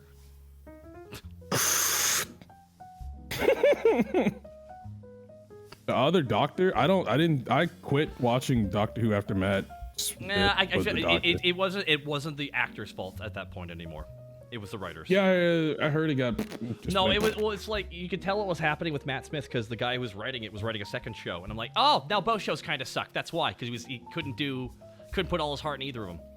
Because kind of like he was doing Sherlock and Doctor Who simultaneously. I was gonna say Sherlock ended up sucking also. Yes, so he tried doing both at the same time instead of just doing that one. Explains it. Yeah. That explains it. I really liked the first 2 episodes of Sherlock, and then I just did not care. First 2 seasons of Sherlock are fine. After that, it's just shit. It just becomes shit. And it's like Capaldi's era is okay, but it's just I heard it got better with Capaldi, but it started so poorly because the writing was bad. The writing was bad. Capaldi's trying his best to be charming, but you can only do so fucking much. Which, oh, by the way, have you seen the Suicide Squad? Not Suicide Squad, the Suicide Squad. The one with Idris Elba or Will Smith? The one with Idris Elbos. No, I haven't seen that one It's yet. so good. It's made by the guy who made Guardians of the Galaxy. Huh. I'll give it a shot. It's just a rated R Guardians of the Galaxy. And you know what? That's just what we need right now. Starring John Sometimes you Cena need as stuff. Peacemaker, funny Punisher. Who then went on to have his own show as Funny Punisher. Exactly. He went on to his own show as Funny Punisher, whose dad was a straight-up white supremacist. Yep. And man, did that really hurt people's feelings. Oh man, a lot of white people were really angry that happened. I'm like, oh, I'm sorry. Do you not like a little bit of realism in your fucking superhero shit, DC? I thought you liked gritty realism. Oh god, gritty realism, don't. His dad is a T-1000 actor, being so casually racist, it's believable. He has all the energy of a racist dad who watches Fox News. It's amazing performance. Have you seen Peacemaker? I have. You've not seen the movie, but you've seen Peacemaker. It's pretty crazy. I am not very good when it comes to watching movies right now. I suck at it. That is fun. There's not a lot of good movies to watch worth a damn. But I mean, Really? the Suicide Squad. It's pretty much a soft reboot, and they kept 3 of the actors who played their characters perfectly in the original movie. They kept the soldier guy, Flag. They kept Harley Quinn's actress, and they kept Captain Boomerang, who was shockingly charming in the original movie. So they just kind of kept those actors on and just rebooted the entire thing essentially. Yeah. Hey, works for me. Yeah, just give it a shot. That's exactly what he did. It literally, the scene starts up on not Norman Reedus, but it's James Gunn's boy. You know him, everybody. He's been in a lot of movies. He plays racist usually because of his really believable Southern accent. Harry Poppins, y'all. God, what's his name? Yeah, he's also in The Walking Dead. Merle from The Walking Dead. Yeah. I just don't remember his name. Michael Rooker. I see it's Michael Rooker. And there's a reason why he's in everything James Gunn makes. Is because Michael Rooker took a gamble being in his movie, Slither. Ooh, that's a good one. See, here's the thing. like James Gunn wasn't really a proven director at that point. So getting Michael Rooker was a big get for them to play the character he wanted. And since Rooker took a chance on him, he brought Rooker into Guardians of the Galaxy. Oh, well, okay. Now, you scratched my back. I'm going to make sure he literally got, you want to get that big paycheck. That's what that is. He got him that big fucking paycheck at the end of the day. And that's... What a guy. He got that for guys who took a chance being in his shit. And I love that. Because that's I'm like, dude, I love that you're still doing that to those guys who stuck by you and shit. It's like Samuel Jackson and Quentin Tarantino. They're good friends? I wouldn't have guessed. No, they're not. Are they friends? Oh, right. But there's a reason why he's in almost every movie, even if it's just a quick cameo. It's because that was his first movie, was in Pulp Fiction. Man. What a performance, right? Man, I'm learning so much right now. Now that's why he's in every single fucking Tarantino movies, because he went on to become a fucking superstar and was like, I'm always gonna work with you. You made me a superstar. And there's that mutual respect shit. Sam Raimi and Bruce Campbell, same deal. Sam Raimi, the guy who made the original Evil Dead, still casting Bruce Campbell in every movie he makes to make sure Bruce Campbell gets paid. You know what? We need more real ones like that out here. You know what? I'm gonna be a real one like that. Whoever comes up with me, I'm gonna shut the door behind me because you probably stink. So I completely just lied. We don't need more real ones. I got mine. Fuck you. Yeah, someone said storming RLP. Michael Rooker did such a good as Yondu, even though it was a complete departure from what Yondu was in the comics, that got people crying at the end. Yeah. Really? Oh, yeah. No, yeah. I don't know what Yondu in the comics was like, so I don't Yondu in the comics was essentially, I mean this, he was like a person from Avatar, the movie. Oh. With a giant mohawk. The mohawk was mohawk and being blue were the only things they continued. Yeah. Oh, that's good. Yeah, and a bow, and they switched it to him whistling out having the arrow zoom around instead. There was a lot of they just switched up the character, you know. They just went all right, let's take what works. He was a space elf essentially. It's kind of ridiculous, which is why making him what he was in the movie just worked better, you know. Space elf. And like James Gunn is such a Sylvester Stallone fanboy that he cast Sylvester Stallone in Guardians of the Galaxy 2 for one scene, and then the second he got the Suicide Squad, he cast Sylvester Stallone as King Shark.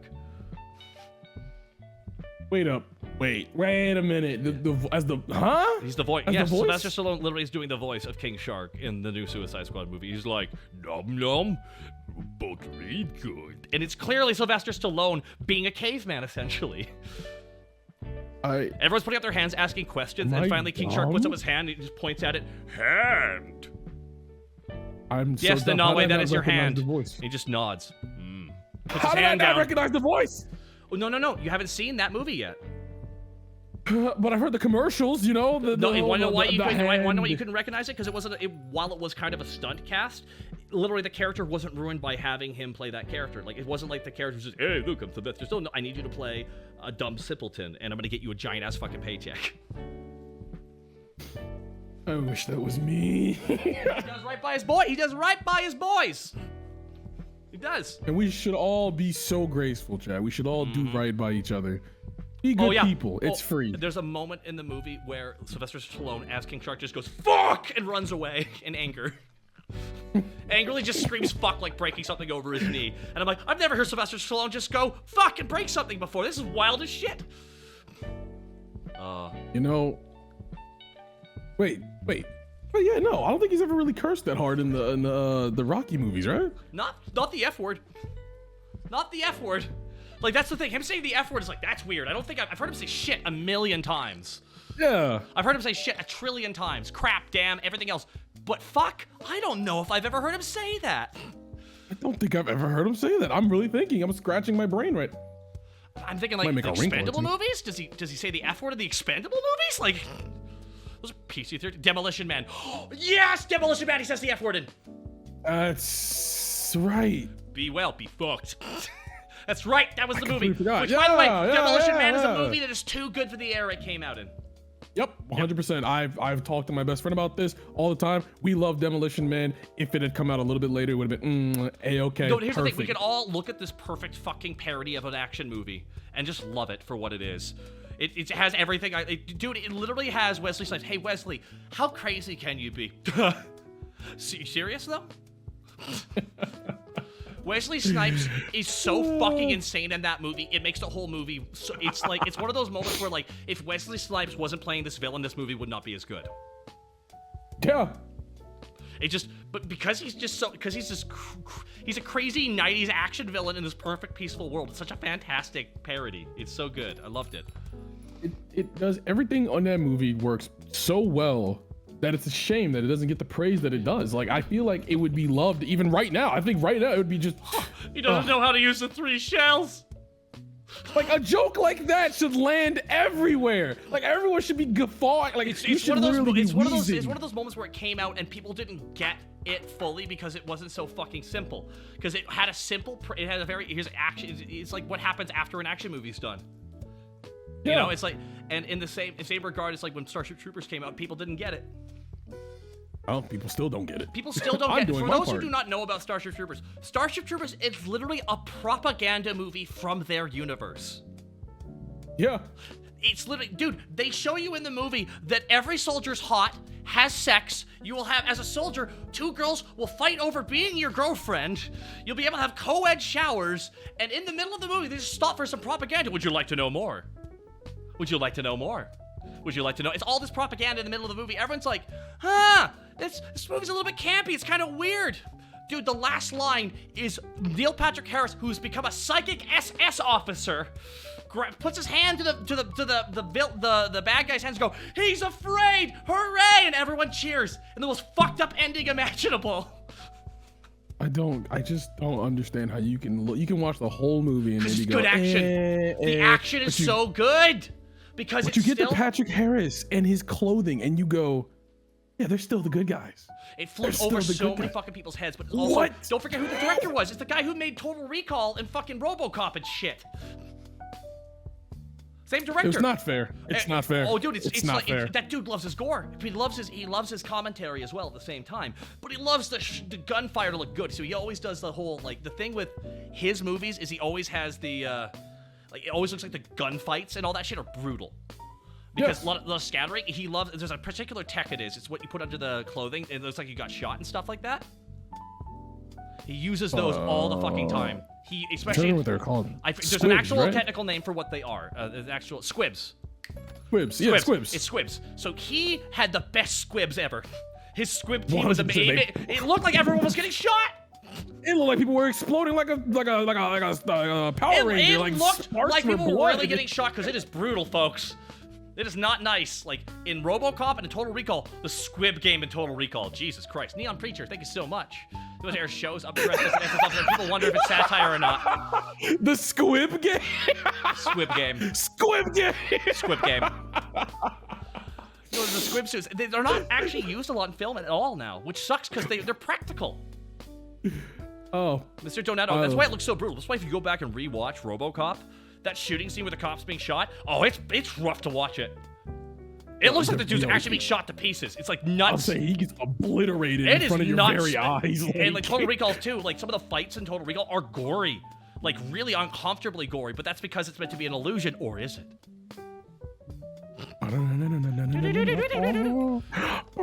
It's a pretty wild because like Arnold Schwarzenegger's company's like, I have now purchased the rights to Philip K. Dick's Total Recall story from the 60s. We are going to make it a future movie, and it will be I will be the main character because I will be an understandable everyman. And it worked. I don't fucking know what to say. It just worked. It just works. It worked. Arnold made it work. How would I redo League of Extraordinary Gentlemen? Oh God, don't. Make it how you do it? Make it animated. Yeah. Animate. You will never be able to do the period piecing properly with at effective levels for a fair price. So just make it animated. And you can do crazy fights if you just do animated, like Invincible, which is the best. Love the shit out of Invincible. I'm surprised you're able to say that without the title card. It'll come next. Now, Trav. No, I love Invincible because when I ranted about my dislike of modern day comic books, I hated that I have to follow so many separate comic books to understand what's going on. I was like, you know what'd be great if there was just all just in one plot superhero story and just one followable story without having to go around and read a million things to understand the proper context of everything. Bam, Invincible comes out, and I'm like, oh, finally, this is what I needed. I was not expecting Invincible to be the way it was. I had no idea going into it. They had to change so much in that first season, but I know why they did it. I know why they... Make it easier? Storytelling, it made more sense based on going for this. The storytelling, because they took some stuff from the next part of the story. They put it in season 1. They took out some stuff from season 1 entirely that was in the comic book. They felt it didn't work. I'm curious to see what they're going to be bringing in. Season 2 and season 3. Season 2's long. It blows my mind how good. When I was watching Invincible episode 1, I realized this is an animated series that's 45 minutes long. An episode. It was? It did not feel that way at all. Like I was enjoying myself. Exactly, because it was a really well-paced story. And the manga has the comic book has some issues. Does it? Yes, it does. There's a couple.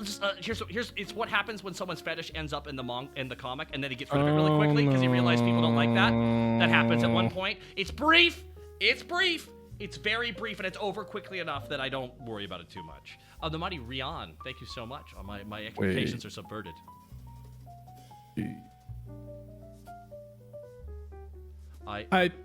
know what? I think I just put the pieces together in my head, and if that's what happens, you know what? I'm not against it. If it's what I think it is, I'm okay with that. All I'm gonna say is that next season, when they heard that season 2 was extended for length, I went, okay, that makes more sense because there's a big plot point that I know they should end it on. But I'm not spoiling shit because this is a good fucking series. They will also change shit from the original comic. They will do that. There's a particular part, and it's where a particular character shows up with a very particular name. And when he shows up and I hear his name, I'm like, that's not good. And it will be. I don't even want to say his name because if I say his name, it's gonna be like, oh shit, It's very much. It's me, chat. Dude, smile. It's me. This guy gave himself a name that's. Oh, he's a piece of shit. And my only sadness is one of my favorite voice actors can't play him because he passed away. I wanted Ed Asner to play him. Oh fuck. Ed Asner passed away a couple years ago. Ed Asner. That sounds. Oh yeah, he's done. I'm so bad with names, but I'm good with voices. He's a classic 40s and 50s actor who got into voiceover back then. Yes, rest in peace, Ed Asner. When he was on the I Know That Voice thing, he literally went. We was doing an interview. Hi, I'm Ed Asner, and pulls a switchblade really quick and pops it out of nowhere. And I went, oh fuck, Ed. Hi, I'm Ed Asner. He said, oh, I only do it if I can pull out a knife in the middle of the introductions. Oh my God, he was in the Boondocks. Dude, Ed Asner is such a good voice actor. Oh my God, he's so goddamn good. You're right, he's so funny. Shit. Yeah, we lost him a few years ago. It's a shame, but he would have been perfect as an upcoming character. Man. Your boy passed it. Kevin Michael Richardson was my headcanon for the Mahler twins years before the show. You know what? When I saw the Mahler twins in the manga, I was like, there's no way anybody other than Kevin Michael Richardson could have played these two dudes. And he does it well. Oh, so goddamn well. I can tell the difference between the two, and that's just fantastic. I can't wait for who gets cast in the next season because it's breaking a couple rules of voiceover where they're casting a bunch of non-voice actors in the roles. That being said, Stephen Yeun is so great as a main character, and J.K. Simmons has always been a voice actor. Yeah, I don't know why people think he's just an actor. He's also a very good voice actor. No, he's always been a voice actor. This dude, I mean, he did Portal 2 and shit, right? I'm gonna burn your house down with the lemons. With the lemons! You fucking asshole! Like, he does it so well. He's such a good... I love his range. Because in one thing, he could be just a very angry asshole, and the next thing, he'd be another angry asshole, and some things, he could be a very kind and loving father. That's right now. Now, as you all know, we crushed the moon rocks down for its precious moon magic, and it's giving me a horrible disease. As, of course, is tradition. But we're gonna do the best we can. Oh, yeah. Everyone's like, J.K. Simmons is Cave Johnson? How did you guys... Okay, that's fine. Not everyone learned shit at different times? That was J.K. Simmons. I mean, yeah, you blew my mind. He won an Academy Award for Best Supporting Actor in Whiplash. Yeah, because he's the only good part about that movie. He plays the bad teacher. He plays the abusive teacher. The main drummer. Who's the drummer? I don't remember that guy's name. Some guy some anti-vaxxing asshole. Ooh, I had no idea. Well, dude, he was an anti-vaxxer and was insisting on being cast in movies, and when he got COVID all the time, the movies had to fall apart every fucking time, and now no one wanted to work with him. He's in Hollywood. I'm pretty sure he stuck more things in his body than most people could ever dream of. That's why it's always fucking rich for some of these guys. It's always rich from some of these guys, you know? It's just like, and here I am, a grown-ass fucking adult, being able to go get a shot, because, you know, I did it when I was a kid, because it's like, you know all those horrible diseases you read about? Yeah, we don't have them anymore because of this. Oh, good, get him in there. I think some people really do want polio to come back. They do. I don't know why, no, but they're okay with having other people die. They're okay with it. They like the idea of having other people die, just because they're lazy. Oh, we're getting political again, guys. We're sorry. Oh, whoops. Oh, there we go again. Male VTubing every time. I'm sorry. Steve Bloom is Thrag or I Will Riot. We'll have to see what casting does. They cast a lot of voice actors in that, so... I love Steve Bloom. Bloom's great, and Bloom would be great in that. My favorite game, when I play a game, they go, is that Steve Bloom? And 9 times out of 10, it's Steve Bloom. Get this shit. Get this. It's a good voice. Get this. Steve Bloom was actually the original voice of Marcus Phoenix before they replaced him with DiMaggio. No shit. I think of how that would. You know exactly how that would sound. It would still work. It would still work. Yeah, it would. That's why I was like, oh, that was the first casting? That's a good casting. Yeah, that's a good. Why? I wonder why they switched it. Because like Tank is Steve, and that I fucking love DiMaggio as Marcus Phoenix, though. I really do. He's doing his trucker voice without the trucker accent. We gotta get out of here, Dom. That's right, Dom. Yo, Marcus, my wife. God damn it, Dom. My familia. Damn it, Dom. My wife's totally alive. Why do you think that? I can't remember who told me it, but Gears 1 can be described of where's my wife, Gears 2 is there's my wife, and Gears 3 is I miss my wife. Dude, I cried in the third Gears game. I will not ashamed to admit it. It was exactly what happened. It was at the end, and it's when Dom sacrificed himself to save everybody nearing the end of the game, and all of a sudden, the music, everything goes quiet, like the original ad for the first game, and Mad World starts playing. Oh my god. Into complete silence as the explosion goes off, and I sat there actually like tearing up. The game's been out for 10 years. Anyways, people getting mad at me for spoilers. I'm like, just out for 10 years. Don't even with me. Oh my god. That was last console Spoilers for generation, Gears guys. 3 that came out 10 fucking years ago. Oopsie poopsie. I legit cried because I remembered rewatching that commercial all the time because of how cool it was. Because see a creative use of Mad World, and Mad World just starts playing. I just start crying because I realize what's about to happen, and I'm like, please no. But I don't blame him. I just don't blame him. And it's this moment I'm like, the original Gears of War trilogy was a very wonderful gaming experience in my opinion. I really liked the story. It was decent, though the books explain some more shit. I will say that much. I read a couple of books. Yeah, I was gonna say there's so many holes in it that it confuses a lot of people, and I mean I can't blame the them. It's overall trying plot essentially is there are two species on this planet. Maybe humans showed up at some point as like just colonizers or whatever you want to say. But there was the locust lived underground, but then the lambent was a different evolutionary path that possesses stuff that's even below that. So the reason why they were all raging up, going up to the ground, is because they were losing their underground kingdom. Yeah, and it's such a crazy. Because if I remember correctly, didn't the what's the liquid, the gold liquid? I can't. The lambent. Lambent? The lambent. Yeah, wasn't it made from an experiment that the humans did on Sarah? I think. I would firmly believe the humans created the lambent. Yeah, I firmly believe. I would totally believe that. I would totally believe that. Emulsion. It's emulsion. Thank you. Emulsion. Yes. The emulsion was like, oh my god, I'm trying to remember the story. It got really weird after 3. Oh yeah, that's why I didn't touch it after 3. Because they tried to explain things. They got the story was done. Fiction. The story was done, and it was had an interesting twist at the end. I enjoyed it. It felt there. It felt earned. You could tell it went from having the ladies just go the wonderful lady going, "You should go over there, Marcus," to her like shooting motherfuckers and killing them with knives. Time has moved on. We had moved forward. We don't need everything. I feel like a lot of people want to explain the science behind all their science fiction. Emotional damage, someone said in chat. Just emotional damage. Emulsion. Oh right, the emulsion was fuel. That was the problem. They were drilling it out, and it was an actual organic creature, though. Right. Yeah, they should have just left it as and the lambent was inside it, and they were the microbes, the hive mind, and that was possessing everything. That was the problem. The fuel was actually another organism they didn't fully understand, and it was because they were mining it was fucking up the entire ecosystem of the world. Yeah, that was really should have just left it to science fiction. Like I get it may feel better to explain things out, but sometimes it's just better to go, fuck it, it's magic. Just let it just go, it's magic. Warhammer explains shit away that way, so it works out. Yeah, and look at Warhammer. They're in such a great position. Oh. Flippity floppity fluckity fuckity. What happened? I don't know. Some weird demon showed up. Was like, I'm gonna make a mess of this. I read a book. It caused issues. This is why we stay illiterate. Education's hard. Now I know how goth I am often. Wait a minute. I'm reading this book. Oh, I've been bamboozled my whole time. Oh, and you know it? I was wrong. Here's the thing. Ikaicho says, as a sci-fi writing, yes, it hurts to elaborate too much. Don't explain the science. I saw this a lot of advice. Don't explain your fucked up science. No one gives a shit.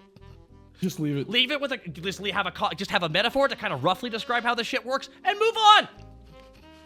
Hell, even make it emotional if you have to. Because then there you go. You explain, it's your emotions. Okay, cool. Cool. Why not? Why the fuck not? Right? We don't need to get bogged down to the science. It's you gotta think about Dark Souls. All right, what happened? Once upon a time, there was nothing but stone, and then flippity floppity flew. There's a goddamn light of fire. Bunch of people become powerful beings, and then one guy's like tiny. He's like, I'm gonna hide this. I'm gonna spread it to everybody. Fuck him. And there we go. That's it. And that's the game. Well, where did the fire come? Shut the fuck up. Where are the gray guys? Shut up. Shut the fuck up. Why are you asking these stupid fucking questions?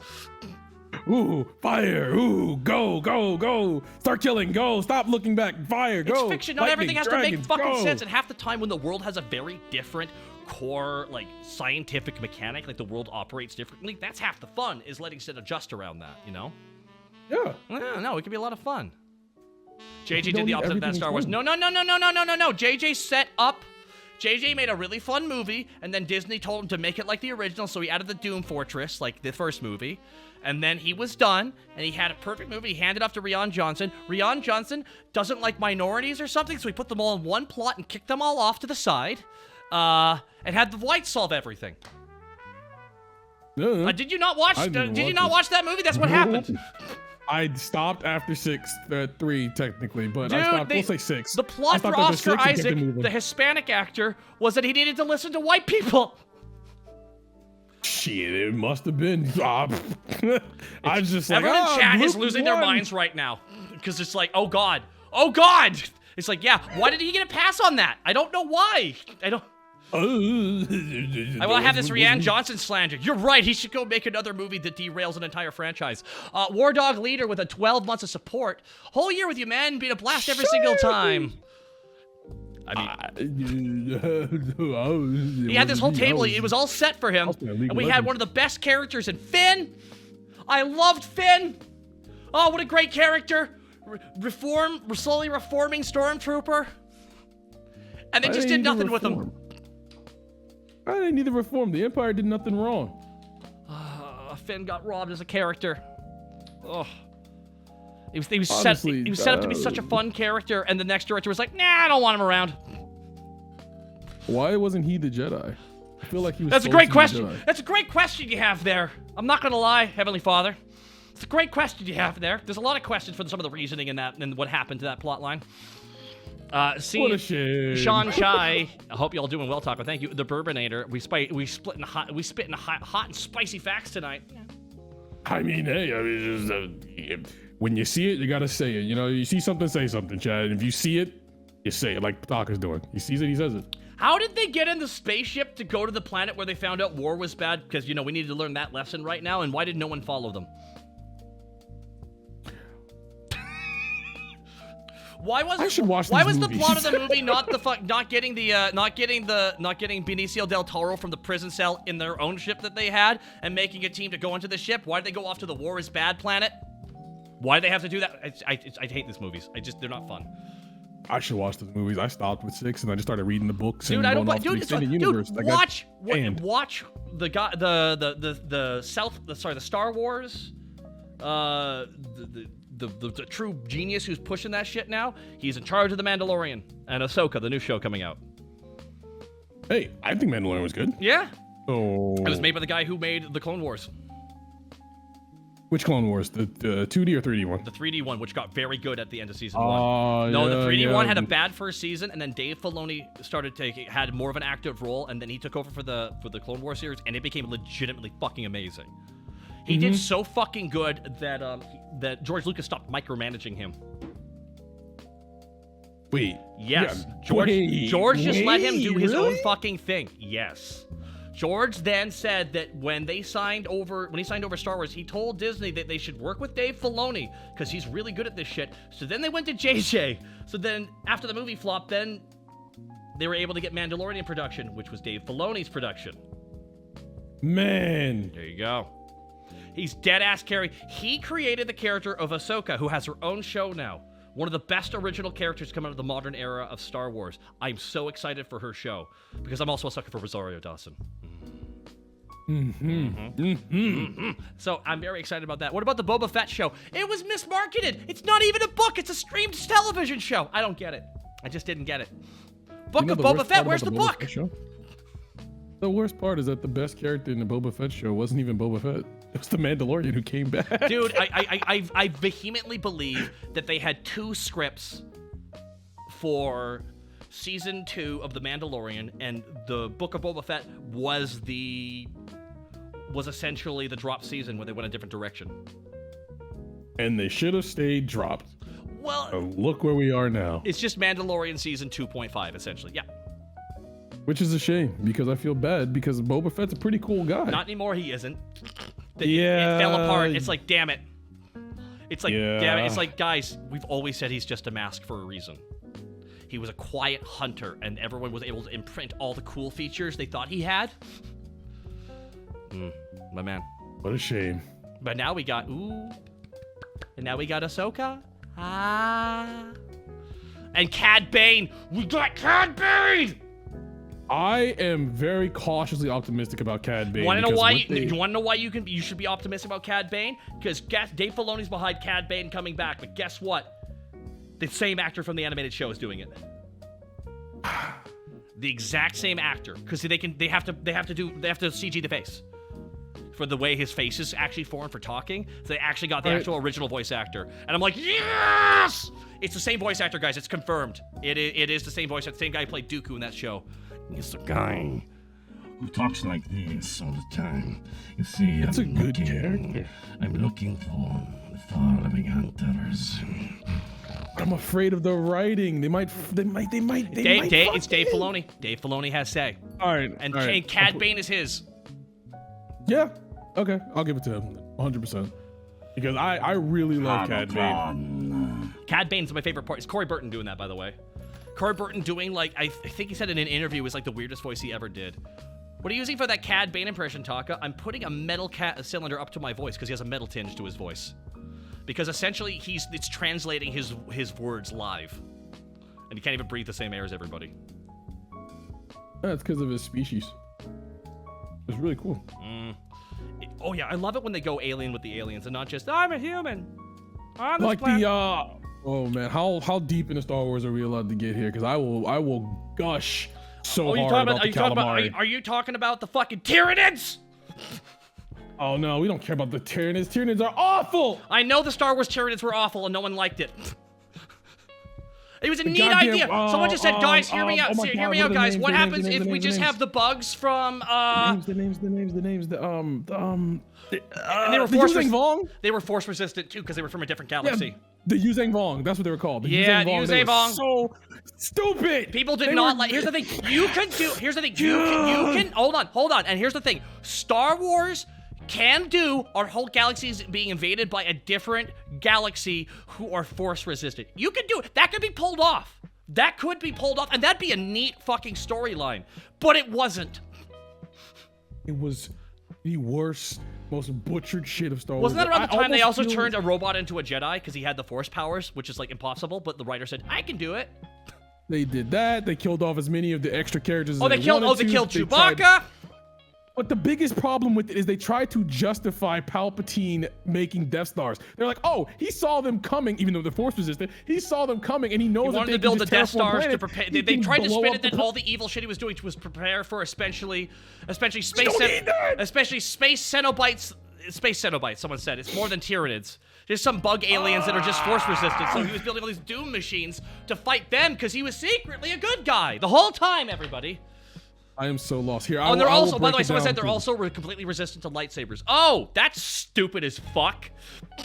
Yeah, I'll break it down for the non-Star Wars people who don't care about stuff that was retcon. Yep. Basically, there was a race that came from outside of the galaxy. They're called the Yuzang Vong. They were force resistant. They were Parasites. lightsaber resistant. I couldn't remember that. But the main thing that made them very powerful is they had these bugs. They were like little metal bugs that they would release onto a planet that would turn a planet basically into a giant factory for them that would let them make more guns and ships and weapons to kill more people.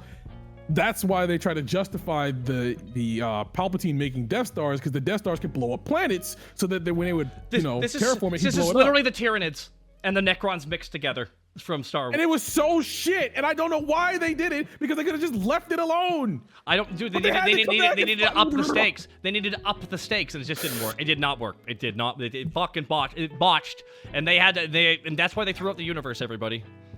And that's why they had to restart everything. That they You know, honestly, could've- there was a lot of bad writing, and the thing is, there was a lot of shit they had to throw out. But that story pissed everybody. I heard about it, and I didn't care. Okay. It was so fucking. I have never felt so disenfranchised with something like that. That What hurt. sucks is because you could do that story. But the whole nanobites turns a whole planet into like a machine. Like, no, go full bug. Go full, like this is a completely different kind of alien organism like the Tyranids. You could do Yes. that, and that would be neat, and have it so lightsabers work against them, and there's still it's a whole different kind of enemy. Something very unlike anything they've ever faced in the Star Wars universe, and that could work. I'd forgotten about that. Someone did bring up the fact that they dropped the moon on Chewbacca, which was Oh, actually yeah. pretty cool. It was just But like, that was the only cool thing. it's like Chewbacca's gone now. I'm like, well, at this point, it's just, we gotta move past these characters, guys, okay? Yeah. We gotta move past Really them. should. We can't, like, can we just go 100 years in the future? Fuck it. Let's just make a brand new character who's really good at force powers and he can pull a Star Destroyer out of the planet. That's a bad video game plot. It's a very bad video game plot. You know, that might actually ruin the entire canon of everything if George Lucas says it's canon in an interview. He did? Ooh, The Rebel symbol's based on this video game we just came out with. That's... I hate you. I almost launched the controller through the wall when I got to that part. I had never felt so. Why would you do And that's why we that? never got a full, proper Old Republic trilogy, because we needed that third MMO game. Remember how Darth Revan wasn't actually a character, but it was in fact just a nebulous character who could be both a Sith Lord and a Jedi Master simultaneously, because it's literally an OC where you just self-imprint on, so trying to make him any kind of canonical character hurts. Cool mask, though.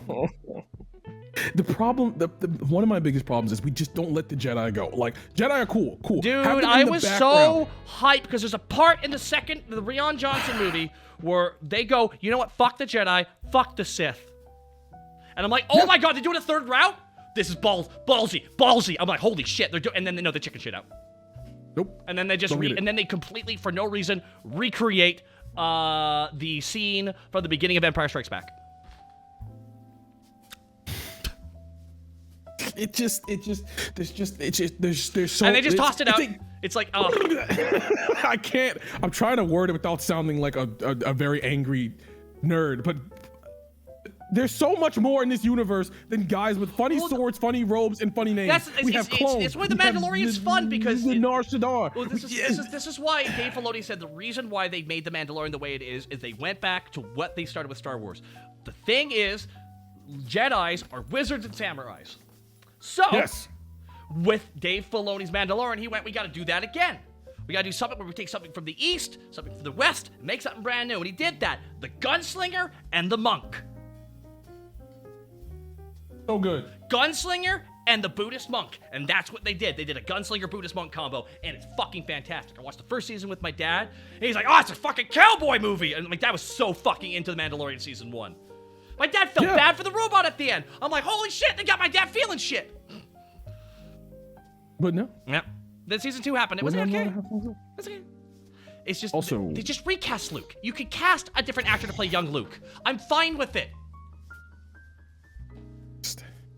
While we're asking for things, I just want to say that whoever was in charge of Republic Commando, give me my sequel. I need to know if Sev No, they want to lived. do one and they got canceled. I know, but just hold let on. them do it! Hold on there. Please! Shut up, Heavenly Father. Go over there and get yourself some Bacta. Get some back to Commando. Like, that's also... Get some Bacta, Commando.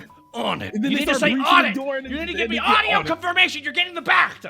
What? Like, and then it just beep, beep, beep, beep, beep, beep, and then says like, yeah, I got this one. And he pulls out the sniper. He's like, pop! Oh my god, look at that Geonosian explode! Like, and then the blood gets on the screen. He's like, Pigs! There's pig Like, people on this Star Destroyers. Just give me I just need to know if Sev lived. Please live. The Purpinator. Or revenge. I actually want to thank a War Dog leader a whole year. Thank you so much, Sanchai. And we actually got, I believe, Froggy Locks in the chat as well. Oh my god, Froggy! I'm so sorry if I didn't say hi. Hello. I like Froggy. Oh really yeah, funny. she's absolutely funny. And they draw really good. Oh And my I'm god, just- they're so talented. I hope they remember us when they're famous. That's what I tell everybody. Like, when you pop off, please remember me. I was the guy that was screaming about Star Wars in the background a lot because I just really, really, really like Star Wars. Man, you gotta watch the new movies and get real. Let it and just go. I'm very upset at what I'm watching right now because here's the thing. You're gonna watch that first movie and you're gonna be like, oh okay. Well, that third act's a little bit too much like the old movie, but I like the first 2/3. That's fun. I'm having a good time. And then the second movie starts up. It's kind of weird. It's kind. What? If I don't like it, I'm sexist? What? A lot happened. A lot happened with that one. Oh, that's the one. Oh. The Last Jedi. It's the Last Jedi is the second one of the trilogy, which completely shifted the direction of what they were doing, and I don't think for the better because they sacrificed Finn's character to do it. I have no dog in that race. I saw that movie come out and I just went, I don't think I need that in my life. So No. I just straight up just didn't watch it. Don't need you just watch all the other Star Wars stuff now. Don't have to worry about that original trilogy because the person in charge of the production of those movies, she said in an interview, you know, when we started this trilogy, we really didn't have a plan. And I went, that was your fucking job! You were paid millions of dollars to have a plan! We don't need a plan. We have CGI. Can Heavenly tell Badger to send me free gamers up? No, we can only send you delicious G Fuel. That's right, everybody. G Fuel is the drink here, and they're not doing the NFTs anymore, so now we can do that. Taka2, he's so talented. No, I'm not saying any of that. I'm not saying. That's right. You wasted it all. Unafraid to reference or not reference. Put him in a blender. Shit it on him. Vomit on him. Eat him. Give birth to him. The fuck. I've never been done before. I'm a one of a kind, baby. And here I thought I was just going for Hunter S. Thompson meets Jerry Lewis, but hey, to each our own, right? Hunter Thompson meets Jerry. It's close, right? It's close, right? It's pretty I close. feel like that's gonna go over a lot of people's heads. Oh, it is. It totally. Jerry Lewis. People are like, who's that? Who's Jerry Lewis? Jim Carrey without all the drugs. But damn, that is really accurate. That's a really good read. Damn. Thank you very much. Chaos Myco, thank you so much. You know what I'm doing. It's just, oh man, I didn't watch the third movie because the second movie literally pissed me off because I was like so disappointed. It's just That's like we gotta have the Resistance versus the not Empire. Yeah, God, they're in the game. What do they call themselves? The New Order? The First Order. The First Order. I'm like, just say the Empire. It's just say, make you have no idea what you're doing. It's like, well, technically the Republic's okay, but they're not doing anything about the First Order. I don't believe you. That shit's so trash. It's so trash. It's so bad. It's what sucks about it. The God. Sup. Thank you so much, the God. Oh, shit. Shizzy, what's good? Oh, that's another person I like watching. We've bonded. Our shared memory. And our hatred towards people at conventions. I mean, the problem is with conventions, and I've gone to many of them. I always feel bad because there's always somebody who's clearly more neurodivergent than me. And there's a lot of awkwardness because this is where everyone tries to interact with each other in person, and now we've had a big discrepancy in going out places. It's going to be interesting for some public events for a while there. And this is, I've been very fortunate to be able to go to a lot of events, but meeting people at conventions, I have many stories. Many stories. Not many of the negative, actually. Most of them are positive. I have a lot of negative ones. Oh, of course. What conventions were you going to, though? Anime conventions and MagFest. Well, you went to MagFest. That was your first mistake. Hey, whoa. Hey, you take that back. I love MagFest. I'll have you know, at MagFest, I got to do something with current WWE wrestler. We got to crash the Best Friends Play podcast in person. Hey! That was good shit. It was fun stuff back in the day. Oh, God. MagFest was fun, but then, like, eventually I tried asking, hey, I threw a bunch of events and we maxed out the panel rooms. Can I be invited as a guest? Aw, man, you know, it's really awesome you came out and hung out, though. We're really excited to have you back. We'll give you a free badge, though. And they played it like it's a great thing. I'm like, how about you pay for me to come to your event? How about you pay for any of your guests to actually come to your fucking event instead of just guilt-tripping them to come to your event? Because I found out most of the guests at the convention were just there at the convention, they had to fly themselves. And these guys are just making money hand over fist without refusing to pay the bills. And I'm like, no. Lobbyist, son of a bitch. I had no idea. I'm shocked. Shocked, I say. Well, not really shocked. It's okay. Damn, and I was having fun. No. They switched leadership. Oh. Leadership has been switched, so that's not necessarily as much of a problem now.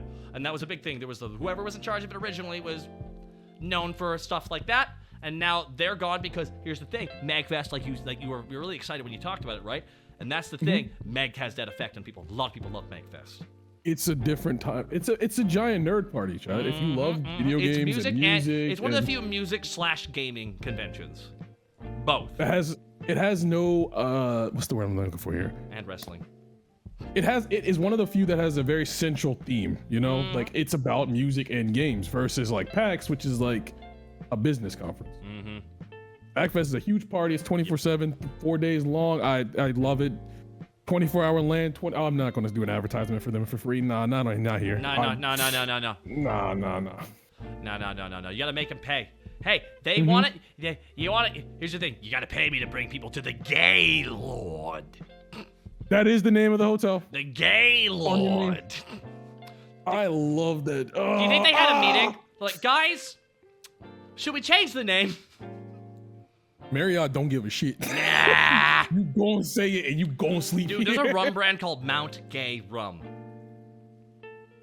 Look it up, Mount Gay Rum. I'm like, I don't know if you'd have that name, guys. The mountain's called Mount Gay. Mount Happy, right? That's what gay meant. Right. Happy. So I'm like, time has moved on, guys.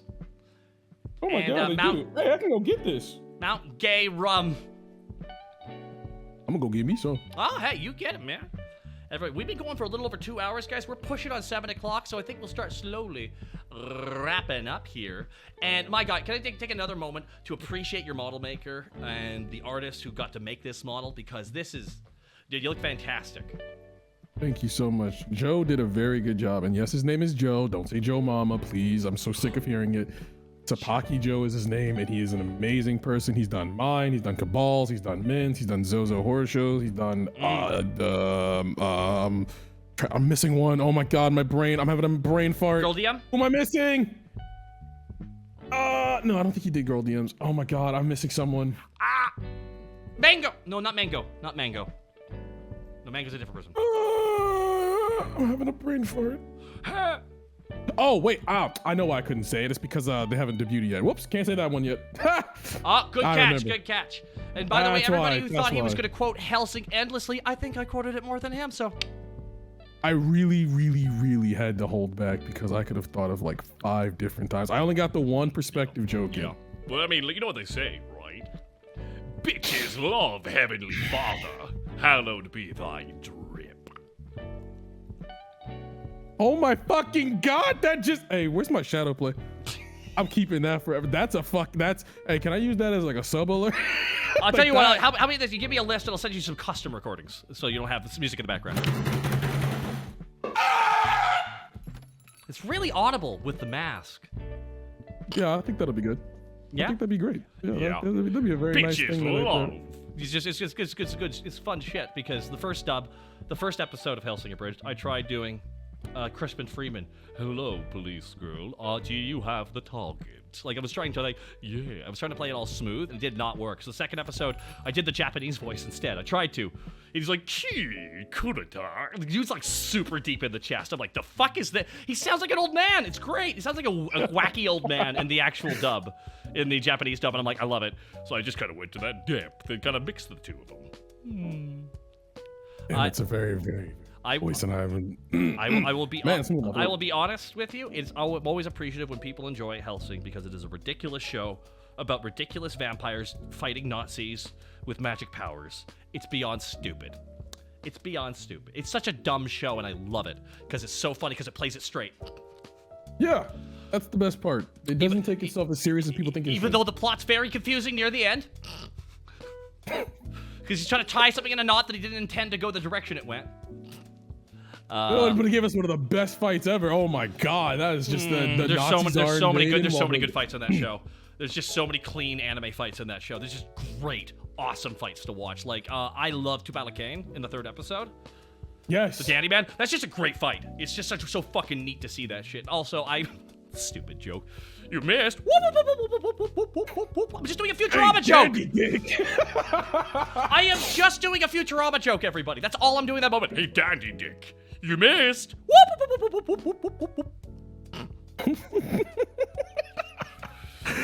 There's just so many. There's just every joke is a banger, and I feel like almost 99% of them can be said just out of context. I appreciate that, and there's a reason why, I think. The first episode was rough, but we had a year in between episodes. We spent a whole year ruminating on the script. Hey, oh, Anonymous Gifter, thank you for the 10 gifted shots here in the bar. That was me, Smile. I'm totally anonymous. I'll tell you a fun-filled fact. I think you might know this one. So you know how we got, Alucard has his own Twitter account?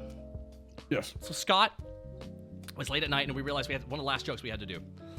And he's getting all stressed because he's trying to make a page. But, like, actually trying to, like, make a page on, like, a spreadsheet, like, make a custom Twitch page that's not even real, just looks like a Twitch page. I'm like, why don't you just make the Twitch page? Yeah. Sorry, not Twitch, the Twitter page. The Twitter. Sorry, not Twitch, Twitter. The Twitter page. And he's like, oh, that's so much fucking easier. And then we made the Twitter account for Alucard like 2 months prior to the episode actually coming out. So people asked us, wait, there's an actual Twitter account 2 months ago. Yeah, yes, Twitter. What are you guys talking about? And the crowd exploded. Also, I'm happy and I'm proud of this. I have a rare, you know, when you make someone who you look up to their content, you kind of respect what they're doing. You know, when you make them laugh, oh, you feel like $1 million, right? Oh, I've been absolutely shitting my pants for making you laugh. Yes. Now, that's fair. Okay, so I made the first episode, Helsing episode 3, is that wonderful scene at the beginning. Vampire King. You stand among the blood-soaked land of your death. My city has was plundered, dominion and ruined, servants destroyed, all to end the hellfire in which you sought to conquer the earth. That whole bit, and he just goes, What do you have to say of yourself, monster created by the bleakest womb? What say you now? The aristocrats. That's such a good fucking line. Like, that's dude, a perfect I mean this, line. the audience didn't laugh. What? Almost 1,000 people in the audience didn't really laugh at that joke. But you know who did laugh? Laughed to the point where he fell out of his chair. The nostalgia critic.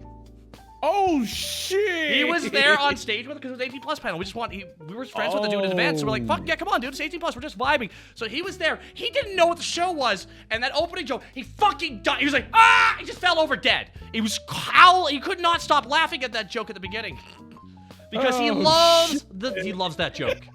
He loved, and he didn't see it coming, and it made perfect sense because it's all a sick joke to him. Oh my god. Meta, yeah. Man. And then the whole show's plot goes sideways in episode 4, and that had nothing to do with me. I mean, that's just you work what you got, you know. By the way, I hated that joke you made about not seeing Alexander for years. Alexander, it's been days, but it feels like years. And you are. Ooh, watch out, Anderson. Watch out for. I would have killed for just more talking in that scene. Imagine if they actually had a decent conversation. I would have given anything to write that shit out, because the yelling from the crowd would have been $1 million. It would have been worth everything forever. It would have been like, now why are you all scared about this guy? He's wearing pajamas. He's wearing a Carmen Sandiego outfit. Why are you all worried? Can that guy shut up in the back there? He's being very loud and obnoxious. Now, really. Now, hold on there. Oh, no. We all think my name's Jeff Force of the South Carolina Baptist Bang. Anyways, where were we? I love every single moment of this. This is I love the shit out episode. I think about what I loved about that show. I loved working on it with every performer I got to work on. All the episodes are fun. Episode 1's rough for me to watch, but that's any first episode, you know? I'm just happy the second episode we take off for quality. I love the third episode. It's such a stupid plot, but I wish there was just more of him flying around the world. Yeah. Because it's fun. It was fun when he was traveling around. I kind of wish there were 3 more episodes of him just going to different countries where the Nazis try to get him again on his way home. Well, okay, now I know we're in Russia, but I better not be Baba Yaga. Master, Baba Yaga's not real. The Baba Yaga's not real. Okay. The Baba Yaga's not real. Please. I better not be Baba Yaga. I better not get Baba Yaga's while I was here. Is that a metaphor? Why is that the metaphor? Oh, no, trust me. See, plenty of motherfuckers get Baba Yaga. Why is that a word? I don't even know how to describe it, okay? It's just so Go to much... Egypt.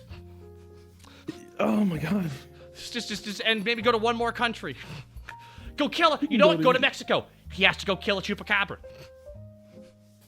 You know, having him go to Egypt would be great, because then we could just recreate the scene from, the original 90s Hellsing anime that was bad. It was really bad. It was not a good anime. No. God, there was this one joke that went, I don't know if you ever saw it, because I put it on something else with Alucard. He's like, oh, please, who remembers the 90s? Oh, yeah. Oh, this reminds me of the 90s. Oh, please. No, it doesn't. It goes back to the 90s. Hello there, Alucard. This is a joke I don't think I've done in a long time. It's just incognito. Ah, really? Oh, you. My name is Incognito. So tell me, Alucard, god of vampires, so charming and sexy. What was your first blowjob like? Oh man, let me tell you, it was amazing. Oh yes. And what did it taste like? And Alucard just frowns. And just the next scene is just that dude being impaled on with the silver bullet thing. Ah! Anyways, no one remembers the 90s, really. I mean, who remembers that time? Like, no one remembers it. It's like the one time Alucard got he fucking murdered the dude. When Alucard got verbally uppercutted. I need this. I need this. It just Alucard just looking very upset. Like, damn it, I walked into that one. Motherfucker. Absolutely shaped my humor the way I am now is because of the fucking abridged and now. Well, to tell you where I got my inspiration. John goes, whoa, 30 months on the wall, bro. I hope you're having a good day. Thank you again, anonymous gifter as well. The thing is, I grew up with South Park, Clone High specifically as well, which was a Canadian show. Not everyone saw Clone High. No one saw. That was more of a Canadian show, so a lot of people missed it, and it is really good. I mean, the guys who made Clone High went on to make literally, and I mean this, a lot of people don't know this shit, they went on to make Spider-Man Into the Spider-Verse. Hey, hold up. Wait. Clone High, couple years of nothing, then they got Cloudy with a Chance of Meatballs, 21 Jump Street, Lego Movie, 22 Jump Street, and then they did the fucking Spider-Man Into the Spider-Verse movie. And then their cut of, literally, they did the Han Solo movie too. It was too funny. It was a comedy, essentially. So they hired another director to get rid of it and make it more dramatic, and it wasn't good. And then the guys who made Clone High went on to make Lego Movie, and then these are the guys who used to make problematic gay jokes back in 2001. When they first started as 19-year-olds, to go on to make Spider-Man Into the Spider-Verse. What a career. But you know what the crazy shit is though about that though? What? They are gonna go back to doing Clone High. Hey, yo. Going back because this is the big thing. A bunch of actors actually got their start in the Clone High show, and they also bring them in for everything. Same thing. They respect where they came from. Judd Apatow, not Judd Apatow. There was a, you know, the Last Man on Earth television show with what's his face? Yeah. That was his first show. Was Clone High, the animated show. I'd write that He down. played Abe Write that Lincoln. down. He played Abe Lincoln, and in the Lego Movie, he played future Abe Lincoln, which he also did in the original show too. He played both Abe Lincolns. So, hi there, Abe. It's me, Abe. You know that voice he does when he plays old Abe? Did the same voice for the Lego Abraham Lincoln in the Lego Movie. Oh, scoring 7 years ago. I got the hell out of here. Damn. Yep. They brought back the same performers and everything. And what my favorite part is when people realize that Clone High and Lego Movie are filmed by the same guys, I bring them one joke. You tell me it's not made by the Clone High guys. Literally, the scene with the Lego Movie. Quick, to the Batmobile. Do-do-do. Dang it. Quick, to the Invincible Jet. Do-do-do. Dang it. That's a Clone High joke. Down to the poses they're doing and everything. They just do a quick pose and they stay in that pose for the punchline. They stay in that pose. Dang it. And then they did the best joke featuring Shaquille O'Neal. I just wasn't ready for it. Yo, Shaq, what time is it? It's game time. Y'all ready for this? Lock the basketball, hits the helicopter, stares right at him. Oh no, they were ready for it. I've gained like 18 wrinkles on this stream, Taka. Stop. You're making me smarter. I know, right, dude? Now you're gonna go on there and go to IMDb. Who made what? I've burned IMDb into my browser. If I go into it again, there's no. This is from the same people. Dude, wait till you find out the same guy who made Friends made, I shit you not, Big Bang Theory. That makes sense. Both of those are awful. That dude makes so much money because he knows how to make an effective television show that works really good internationally for syndication as well. The Friends money that David Schwimmer swims in. Well, here's the thing. They actually were. You know what the Friends actors did? And this is legit. This is something while we keep going this question. They refused to negotiate their contract separately. Yeah, they all had a handshake agreement that none of them would negotiate their contract without everyone else present. Because they tried lowballing a bunch of people. I think they tried to lowball Phoebe, right? They tried to lowball. I believe it was Lisa Kudrow was. I believe Lisa Kudrow and another actor were lowballed really bad, and the other actors were like, no. So all negotiations henceforward were always done in a group, which is cool because that's why they all got paid what they got paid, and they're all able to work for the rest of their life. Gunther, you know that actor Gunther who's like, hello there, everybody, the guy with the shaved head, the weird coffee dude. Yeah. You know how he got his job? Oh. they needed someone to realistically make espresso on set in the background, and he was a PA hand who was he's a part-time actor like most PA hands are, right? He was the only guy who knew how to make espresso, so they had him in the background, and they just kept him in the background, so they gave him a couple lines every now and then. That dude, before he passed away, was literally making a couple $1 million a year for the rest of his life because of his appearances on the show for residuals, for international residual rates. Isn't that nuts? What a dream. Holy shit, he made millions of dollars for knowing how to make espresso. Isn't that fucking, he passed away recently too, which is a shame. Jesus. Dude, isn't that nuts? That's insane. That's nuts, dude. He was just a PA, and they're like, hey, anyone know how to make espresso? I do. And he just did, and that's... So anytime you speak on screen, that's where you get residuals. If you're on screen, it's different. But if you have a spoken line, that's where you get the money. That's where you get the money. Oh my God, what's his real name? I can never remember his real name. George Costanza's actor. What's his name? George Costanza. Yeah, we're just gonna say George Costanza. George Costanza. There was an episode of Seinfeld where he wasn't in, and he walked into the writer's room. He dropped basically his nuts on the table and said, "If you ever do that again, I'm leaving forever. You're never. I will be." Jason Alexander. Yes. Give me a line of dialogue so I get paid, you fuckers. 100%, and he's in every episode after that. I'll tell you that. The wild thing is, it happens in American Dad and Family Guy sometimes. Literally, there's a part where there'd be no Roger at all, which is a voice actor plays not Roger, sorry. Klaus has no lines. Yeah. That's right, Klaus is in the episode. Pay me now, bitches. And that's it. And then Haley's actor is me too. Fuck you. Kind of like that. That's their only lines. Yeah. They weren't in the script, so they just had one scene where they got paid. They're like, "Fuck you, pay us," and that's it. And that's how it should be. Fuck you, pay me. Should be just be. Dude, this is why I have this weird feeling, because on one hand, I think some people make way too much fucking money. On the same hand, DiMaggio, like when he wasn't brought back for Futurama, and they announced they're bringing back Futurama with an announcement with Bender, like holding a beer, I'm like, fuck you guys. He literally held that show together for its second run, and he is the mascot of this show. And you're not even, dude, he deserves residuals. And I usually get bitchy about that shit, but he deserves residuals because you fucking use Bender now as the mascot. Now he gets it. Exactly. Now he gets it, and he's not wrong to want his cut that he was denied last time. I'm happy he's gonna get paid. Because he makes art. If you make art, you should get paid. Dude, he made iconic art. Like there's like people make good luck trying to replace Bender. Fuck's sakes. Hell, they did it to Cleveland in the newest season of Family Guy, and it sounds weird. They did? It was when a lot of people were talking about, white people playing black characters on shows. So the actor who plays Cleveland is a white dude. And he said as time was going on, it felt weirder and weirder that he was playing the character. So eventually he just dropped it. He just dropped the character. And he's like, all right, so we played by a different guy. And they brought on a different actor who does a really good Cleveland. But I could kind of tell that they didn't really write a lot for Cleveland that season. Because they had to pretty much the guy that usually wrote the jokes for Cleveland is no longer the actor playing it. So now a lot of it's going to come across differently, but the actor did a really good job. It's really interesting to see how everything's shifted up a lot lately, I had no idea that they did that, but sorry, go ahead. Oh, no problem. It's 2:30. I realized I said we were going to wrap up, and we talked for another half an hour, dude.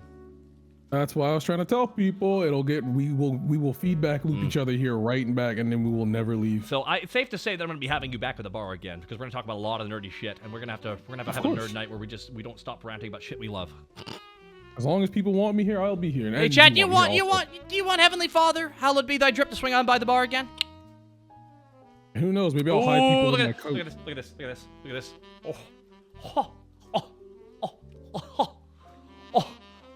Oh my goodness gracious. How about that, huh? But Heavenly Father, where can they find you as we wrap up everything here? You can't. Goodbye. I'm on Sorry, I make sure if no one laughs at my jokes, I make sure at least I laugh at my jokes. Listen, if no one, at least as long as you're laughing, at least you're entertained, right? That's all that matters. Exactly. I'm on the funny purple site that we're on right now. It's just Heavenly Father. I'm on Twitter with 2 Ys. That's pretty much it. I'm also in a lot of people's content. You'll just see me in the background. I make a good professional side character.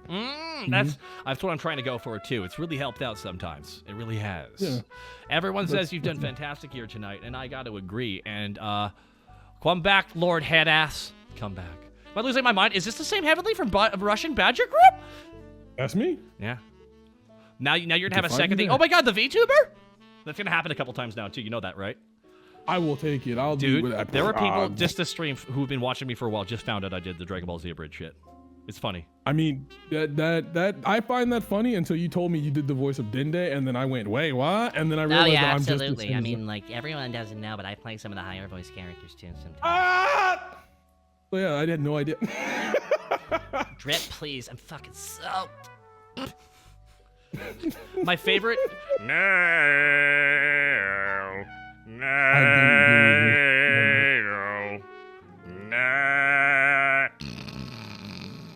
I've done the Guru voice my whole life. All the Guru jokes will fall right out of my mouth without even thinking twice about it. So when you saw that he was in Heffel at the end of the first episode of Heffel, how happy were you?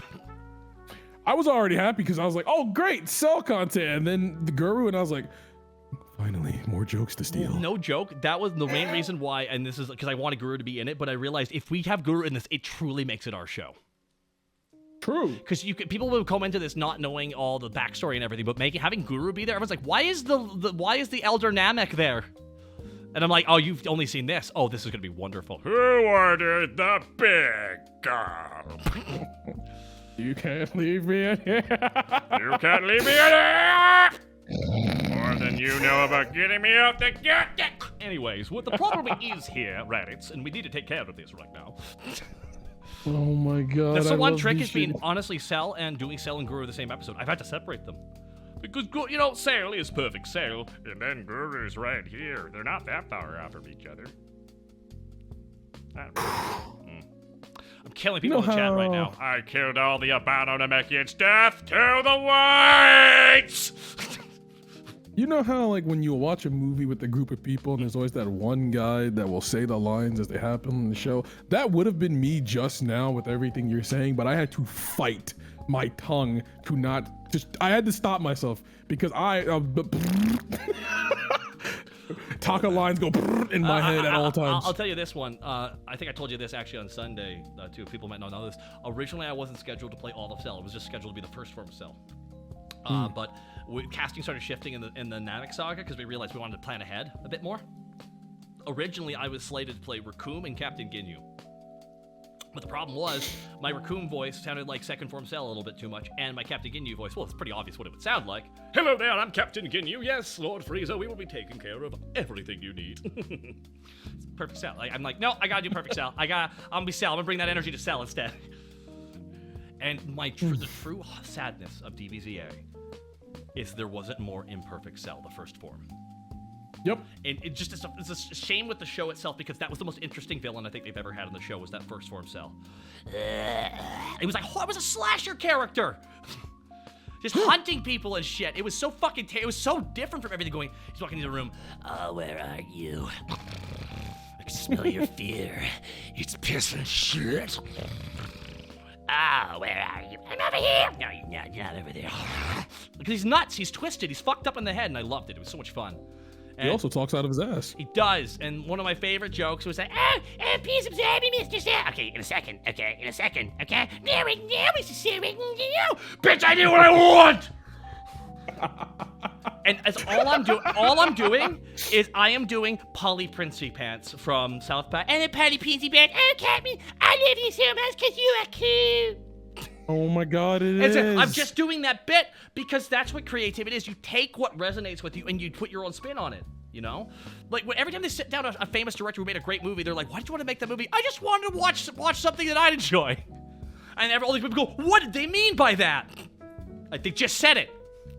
That's actually what Badger told me. He makes the videos that he wants to watch, and it works. Yeah. It works. Because there's a certain brand of shit you like, you know? And you just want people to know what you like, and you show them what they like, and then you end up making people who also like it. Just, oh my god. Thank you, people. Imperfect Cell was a fucking horror monster in a shonen, and it had so much fucking potential. It did. He was, and then they got cold feet with his looks, and then the fight against the androids was just so cool. I did one of my favorite episodes of the show for DBZA was the fight between Android 16 and Imperfect Cell in our show.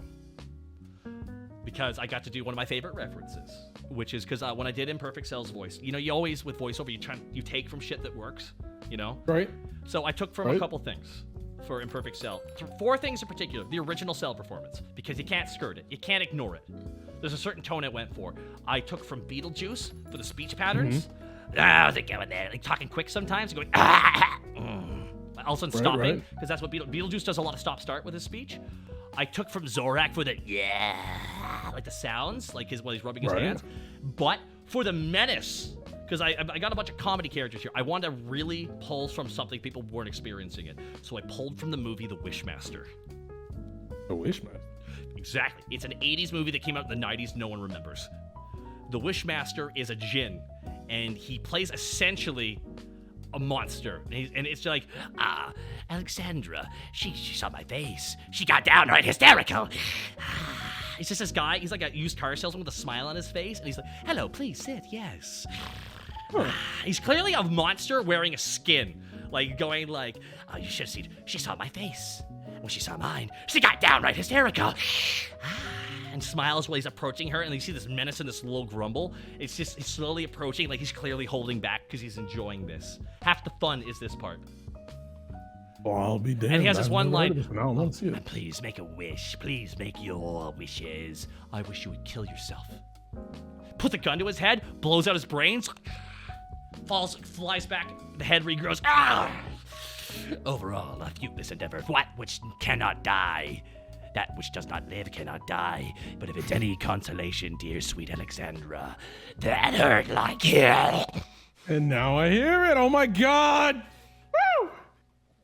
Yeah, it was good shit. It was such a good read. It was so menacing. And I was happy that we got to put that in there because that's what creativity is. And that's one thing we're going to wrap up here because I've been chatting for a while, is you pull from what you know. Oh yeah, whoops, we're supposed to leave. I keep forgetting we're supposed to leave. I'm so sorry. It's okay, but that's the thing. Like everyone always goes, well, how do I do something original? There's nothing original. Even Homer Simpson is an original voice.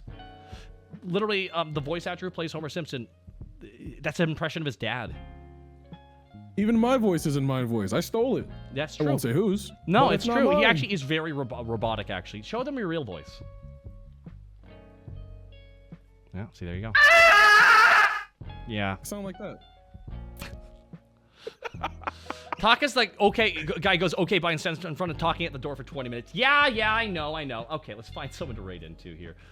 Let's raid. Actually, you know what? To make this very Dragon Ball Z Helsing oriented, one of my good friends, who is the voice actor of Vegeta, Piccolo, Krillin, Mr. Popo, and of course in Helsing Ultimate Abridged, Zameja. Lanny Pator is currently streaming an indie game right now. Oh, I'm good as shit. Yep, Lanny Pator. So we're going to raid everybody into the one Lanny Pator, the one and only. So please be nice. And he is literally one of the most talented actors I have ever had the pleasure of working with. I love And I Vegeta know so because much. he was the Vegeta to my Nappa. He literally forced my laugh to sound like his now. I laugh like Vegeta does. Yes! I'll be honest with you. I'm very proud of one joke that I made for Vegeta. There's a lot of jokes I came up with for Vegeta. Lanny wrote a lot of Vegeta, but there's a couple jokes I wrote for Vegeta. And my favorite one was, do you really believe you're on hype? I am the hype! That was my Bitch, I'm adorable. bitch, I'm adorable. I love that shit. Also, the infinite rage. You are, and they took the Dragon Balls. That was me. We wrote that shit season 1. I love the scream in the original, but the Kai scream with the screen breaking, I laughed so hard I think I actually popped the blood vessel. That is, oh god, Kai is so much fun. Kai is just stupid fun. And I love it to death. Oh god. But anyways, guys, if you want to check out Heffel, it's over on Twitch. It's over on Team 4-Star, as we have our new side series, which is just everybody in hell. Later this week, tomorrow I'm playing Timberborn. Day after that, I am playing Vampire Survivors. And this Friday, we have the Art Gun, one of the most talented riggers in the VTubing business is coming to. Yes, one of the most talented riggers in the world. And I say that with complete fucking confidence. They seriously do some of the best in the world. Better than some of the people I've ever seen. And I can't wait to have them here at the bar. I have a million questions for them. You know, it's gonna be fantastic. My God, but that's exciting. I'm right. I was like, oh man, I'm so hyped for that one. But we're gonna raid Lanny Pator here. I actually clicked raid, everybody. We're actually doing it. Vegeta, I'm raiding you. Hey, I gotta be honest. You know what the scariest monster of all time is? Heavenly Father. What's that? Well, it's a dragon. You know. Huh? And dragon teeth nuts. Good night, everybody. I'll see Bye, you guys everybody. in therapy. Da da da da da. Oh man.